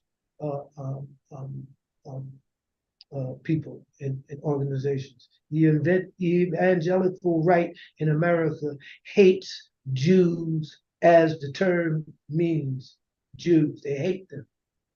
They only endorse Israel because they believe that only with the Jews and Jewish population of Israel that the return or of Esau ibn Maryam, of Jesus, will occur. So that's the only reason they support Israel, but they hate Jews. And they hate European Jews. And in the United States, we have to wrestle with the history of Black radicalism and Black leftist movements who have enjoyed the support of socialist Jews, Jewish people, the Communist Party that was predominantly Jewish at one time in the United States, European Ashkenazi Jews, and many Jewish rabbis and individuals and organizations supported the, quote, civil rights movement. But one thing that we've learned, and that I've learned having been part of that movement, the Black liberation part of it, that is, I was never a nonviolent civil rights advocate, but we understood, and this goes all the way back to Du Bois and the Communist Party, that whenever we started to criticize Israel, we started to criticize white supremacy masked as anti-Semitism, as anti-Semitism, that we always ran into a problem. We always ran into a problem. And the minute that Black activists in America in the 1960s thrust their fists in the air and said Black power, all of the Jewish support for Black civil rights and Black liberation disappeared. It disappeared. They no longer supported us. They no longer supported Martin Luther King when he started talking about US imperialism and when he started talking about the imperialist projects that the United States was involved in, including the settled state of Israel. So we've always had a problem on the left in America in deflating or conflating anti-Semitism with anti-Jewishness. And so, yes, I think that the comrade just mentioned that. I think that's very important for us not to fall into that trap, not to use the term anti-Semitism so broadly or so dogmatically that it can be construed that we're endorsing also the anti-Jewish sentiments of the right and of the evangelical movement, and we're not. Thank you. Can I? Yeah, Netfa, you were on, right? And then I would have two questions from the audience here, and then I would go to the questions in the chat if that order is fine for you. Okay, well, I just be short and say I do appreciate also the comrade's question, and that we do have to make a point to do a relentless political education around Zionism in particular, and say explicitly that it's distinct. That we understand the distinction between Judaism and Zionism as a racist settler. So that's good. And what the comrade who spoke brought to me, which is we probably should include, and I like that, the historical context of the term anti-Semitism, because it's not a creation of Zionism or anything. It does predate Zionism, and I like that they brought that, so it gives me some ideas of how we can tighten up our political education around the issue. Thank you. Mm-hmm. Thank you too. So first question from the audience here. Thank you. Hello, I hope you can hear me well. Thank you very much for your words and for your resistance. I recently graduated from the University of Vienna, the most public and normal broad university in Austria, you could say. And so I witnessed myself their stressing throughout the whole studies of anti-colonial thought, anti-racism, and lots of other thought on oppressive systems.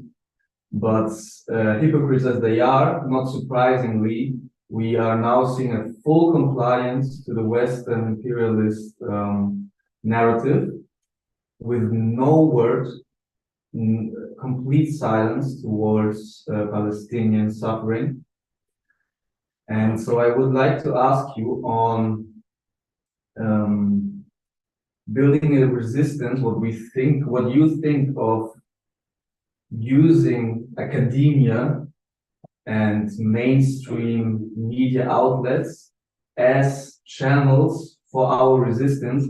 We witness the constant silencing, but if there would be a way, what do you think of collaborating and trying? Because we know, I would say I believe, but we know the facts, the truth is on our side, and it's very hard to get the truth out through academic channels. And I witness it myself. I see it myself. My comments on Twitter being found in the hidden replies, where I just cite very mainstream Human Rights Watch documents for them to see.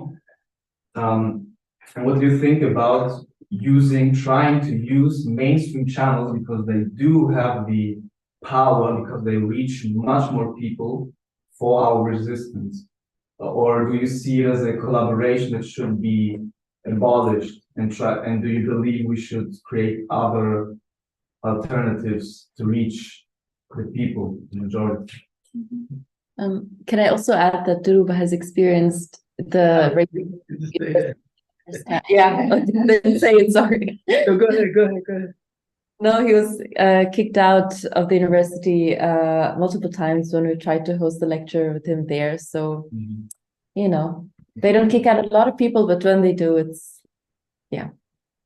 Yeah, I think that if we can use academia to get to students and young people, that of course we should try to use it. But you know, it's very difficult for many progressive academicians to speak out on issues like this without being censored, and even in most cases dismissed and fired.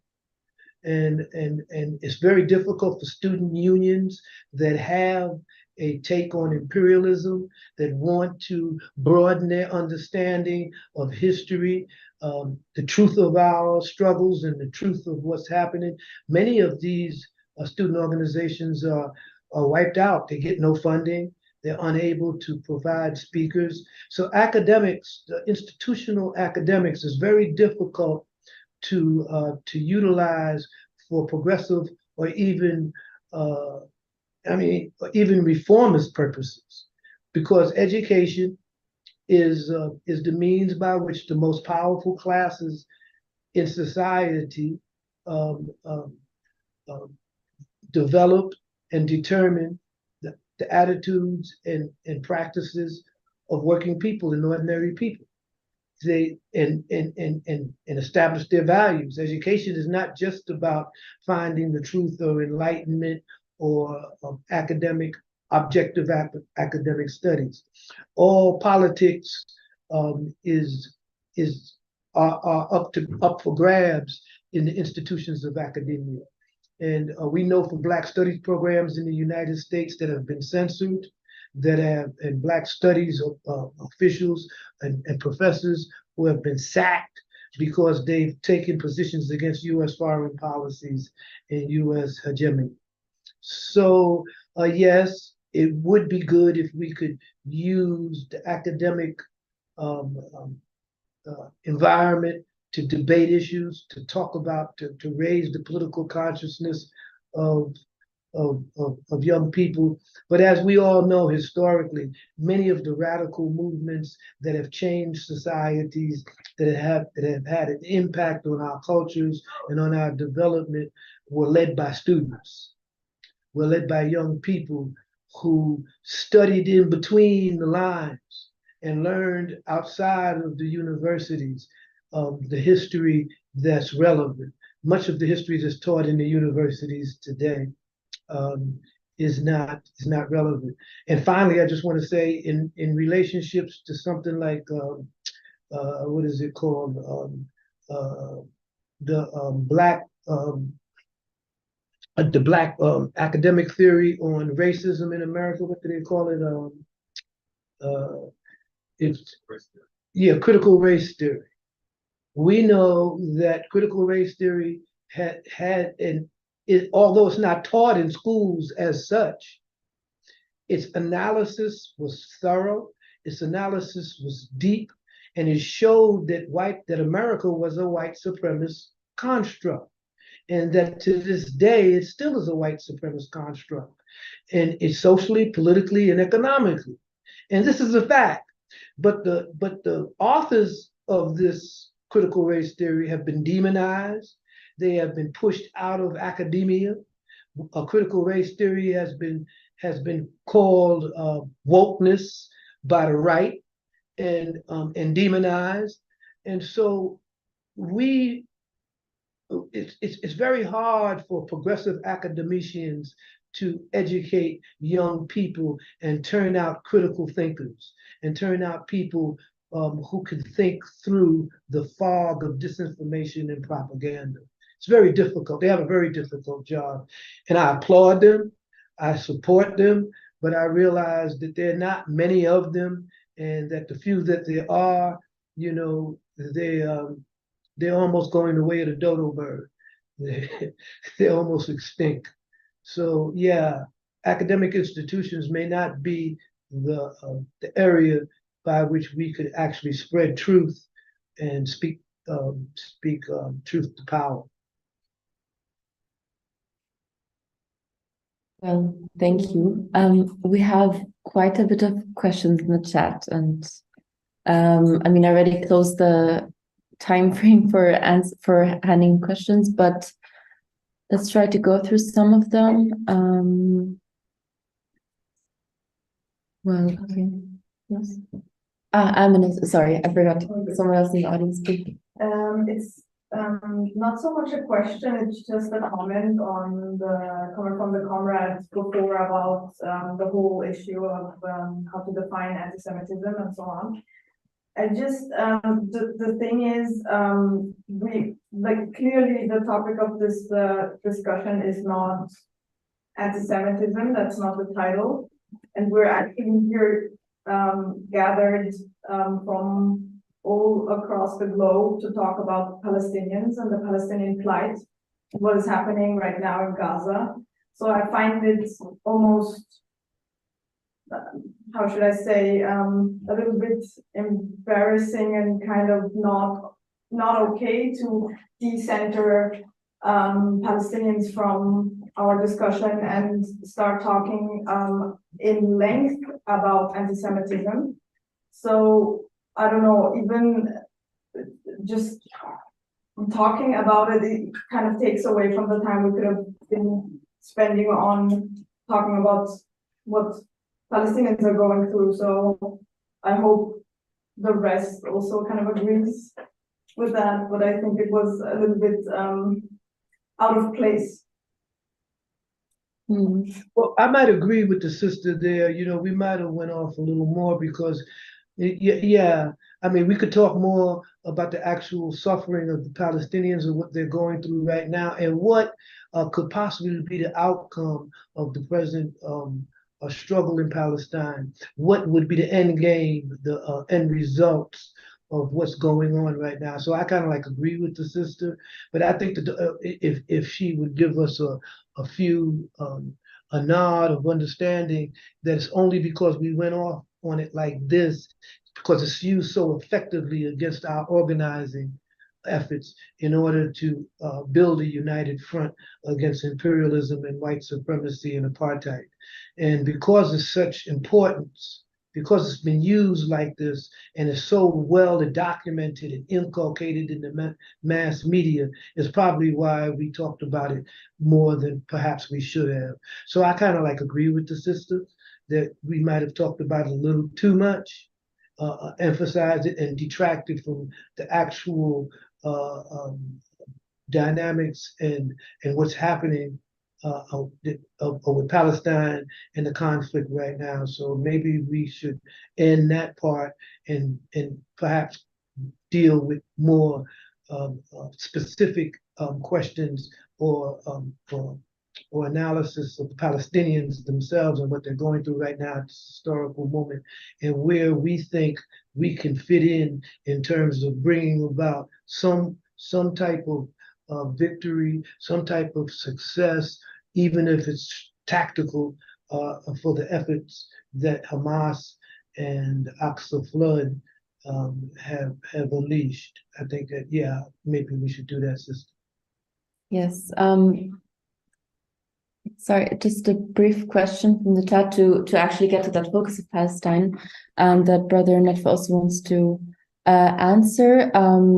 Tamara is saying there has been renewed calls for BDS since Operation Al-Aqsa flood, and notices the B for boycott and somewhat the D for divestment are discussed. Can Israel be the exception where sanctions are a viable demand? Well, I don't think so. I think the BDS movement has been effectively. Let me be clear. I support the BDS movement, of course, and I would like the BDS movement to be stronger in the metropoles of the West. However, the opposition to the BDS movement has, and here we go again, has been a consequence of the influence of Zionism on the respective governments of Europe and of the United States. So in the United States, for example, we have companies that have maintained that anyone that supports the BDS call cannot do business with them, cannot be considered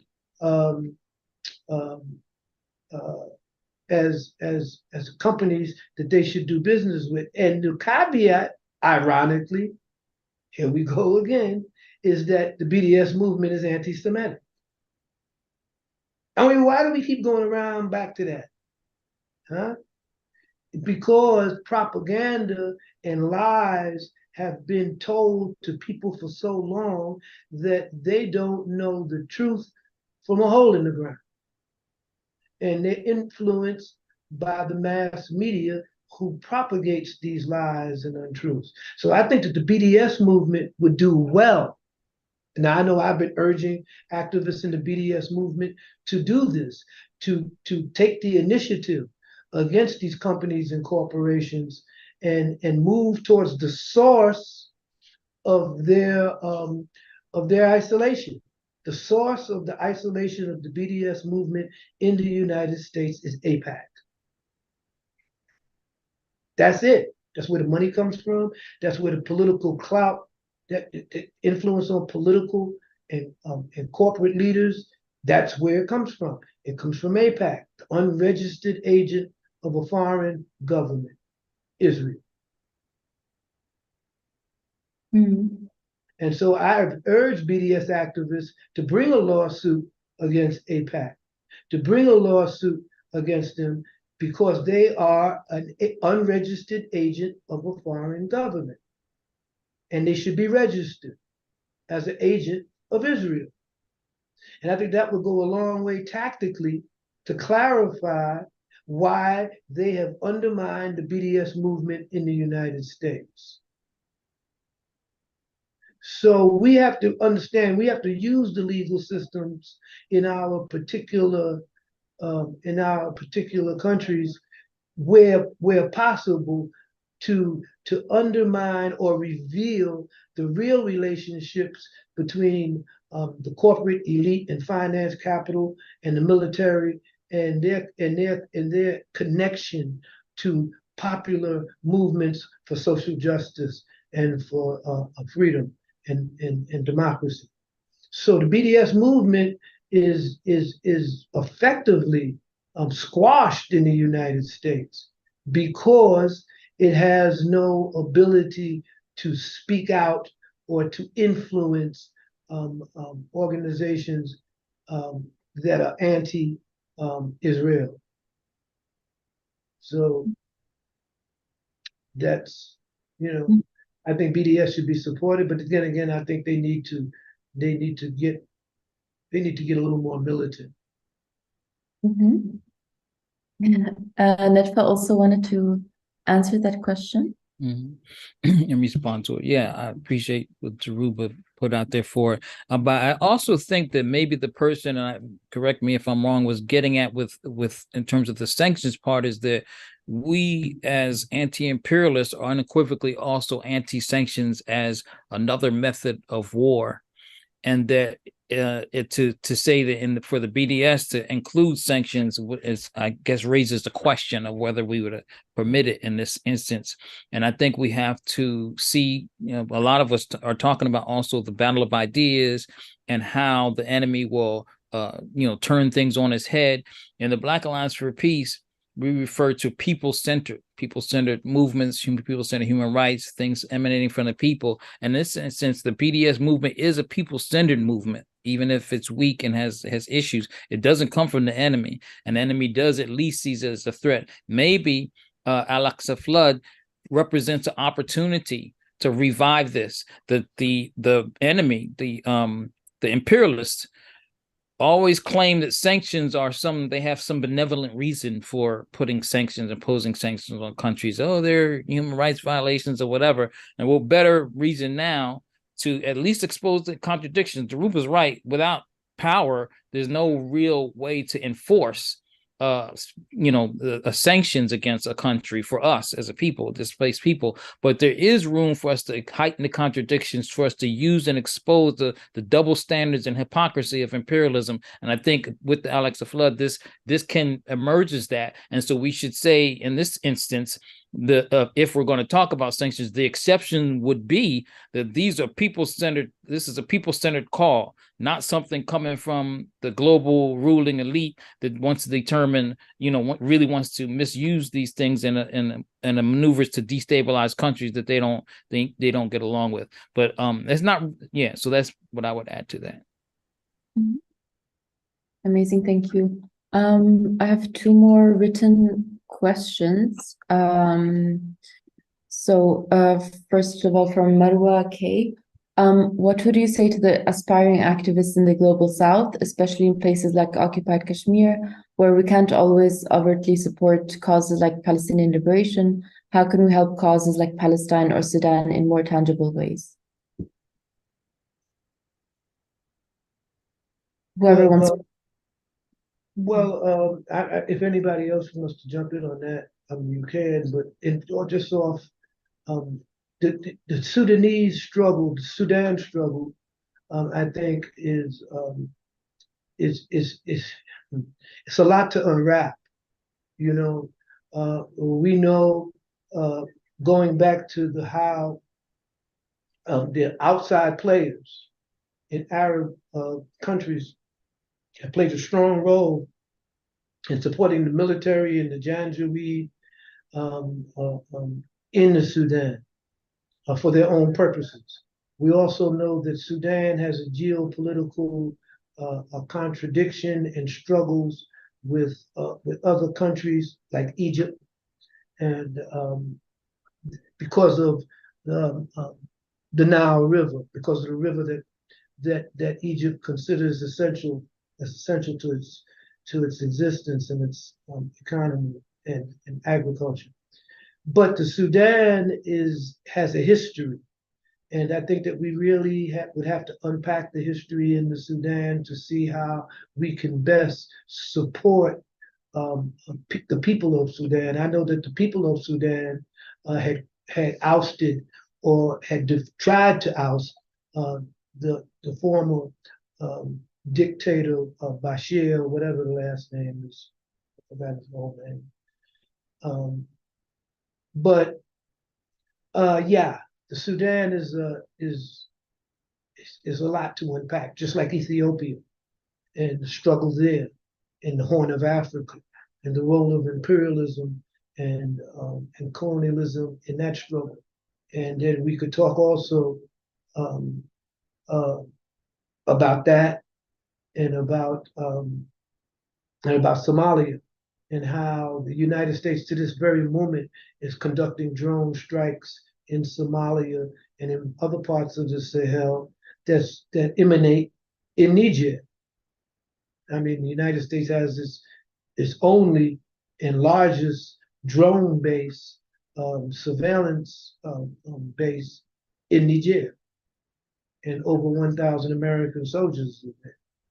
So when BAP talks about the United States and Africa out of Africa, these are some of the things, these are some of the targets that we really have to hone in on.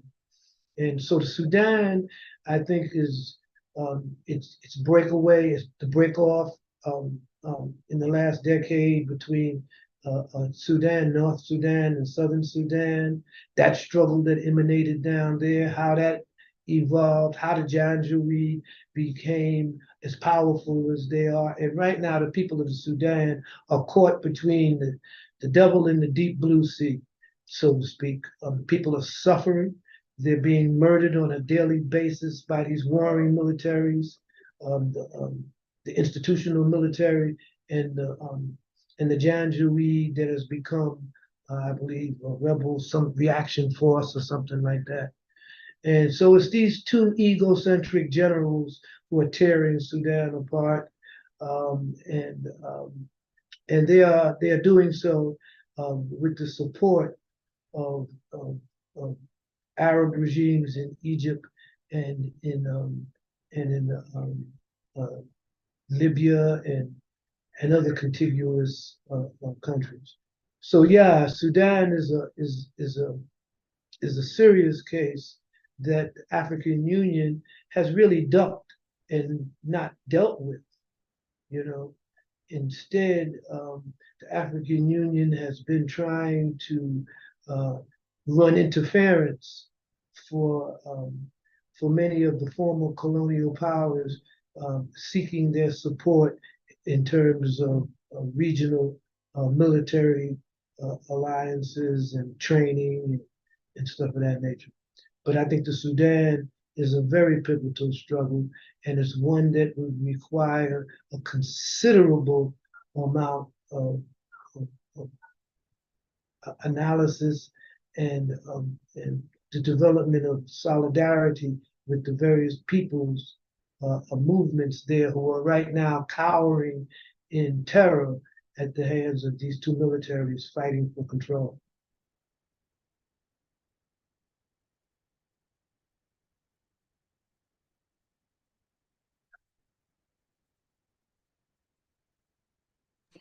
Sorry, thank you. I was muted. No, thank you for the answer.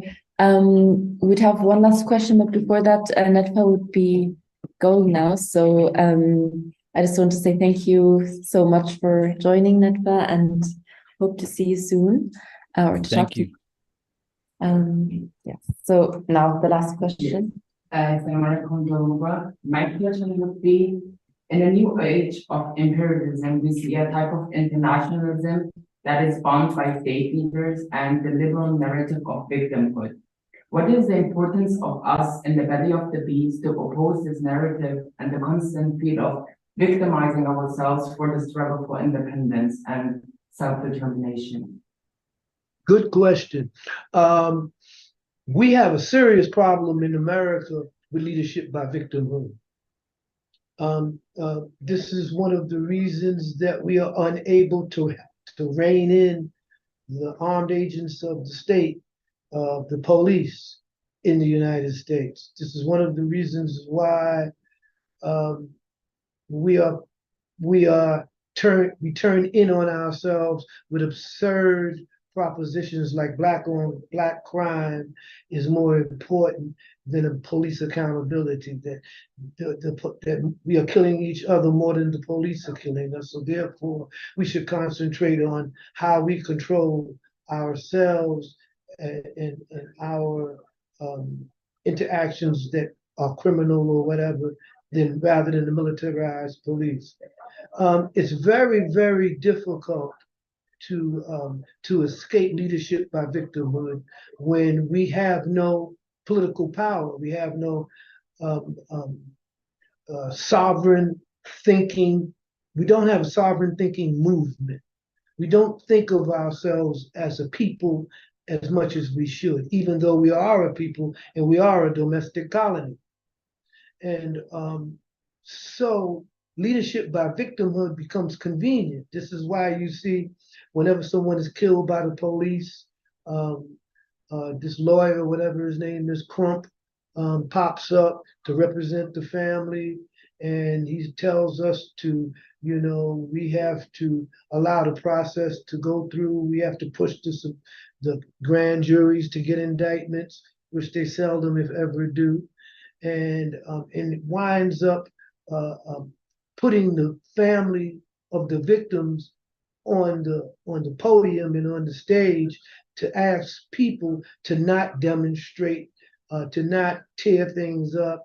And in fact, we should try to pray. We should pray for them. We should, do all these things. And so the victims become our leaders. In many respects. They determine the nature of our demonstrations. They determine how we and when we demonstrate. So leadership by victimhood is very hard to get away from when there's no democratic distribution of the pain, you see? And I think that that's one of the things that Hamas showed, that you cannot lead by being a victim. That the minute that they stepped out of leadership by victimhood, everything changed. Everything changed. Once there was a democratic distribution of the pain, everything changed. Now that may be cold, it may seem mean, it may seem in some respects inhuman, but the fact of the matter is that unless the enemy suffers to some degree or to a significant degree, they will not change their policies or their attitudes. So leadership by victimhood means that we should be passive, we should remain victims, and all we should do is seek reforms through the status quo, through the corrupt political system, and move along and count our blessings that we're still here. You see, and I personally don't agree with that philosophy. I don't believe that the oppressed should get mad. I don't believe that people who are being murdered and killed, like the Palestinian people, should moan and grieve and don't get even. I believe the oppressed should not get mad. We should get even. Now, I know some of us might find that harsh and some of that might find that cold, but I grew up in the South Bronx. It is what it is. Bullies don't respect you when you let them bully you and you just claim victimhood. Bullies only respect one thing, that's a foot in their ass. So I just want to say that leadership by victimhood can only be countered by revolutionary leadership that demands accountability and that holds those in power accountable by any means necessary. Thank you for those very clear words. I think, good closing words, Dhoruba.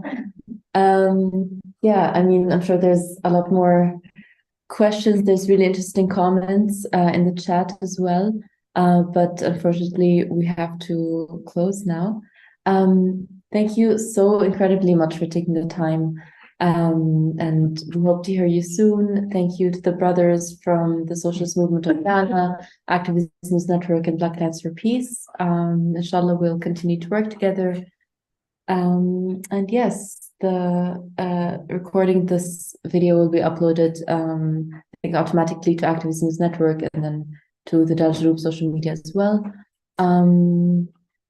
Yes, so I think that was it. Yeah. I want to say power to the people, power to the Palestinian people, and stand fast, stand firm in our solidarity with our comrades and brothers and sisters in Palestine during this difficult period. I want to say that right now we are in a historical moment, and I urge everyone that was on this chat, activists and whether you're activists or not, to let's build together and support not only the Palestinian people, but all oppressed people who are facing the violent and brutal, inhumane instruments of imperial control and neo imperialism that is ravishing us today. So power to the Palestinian people, long live the Palestinian struggle, and solidarity, and woe to those who cannot swim. Mm-hmm. Free Palestine from the river to the sea, free Africa from Western control from Africa.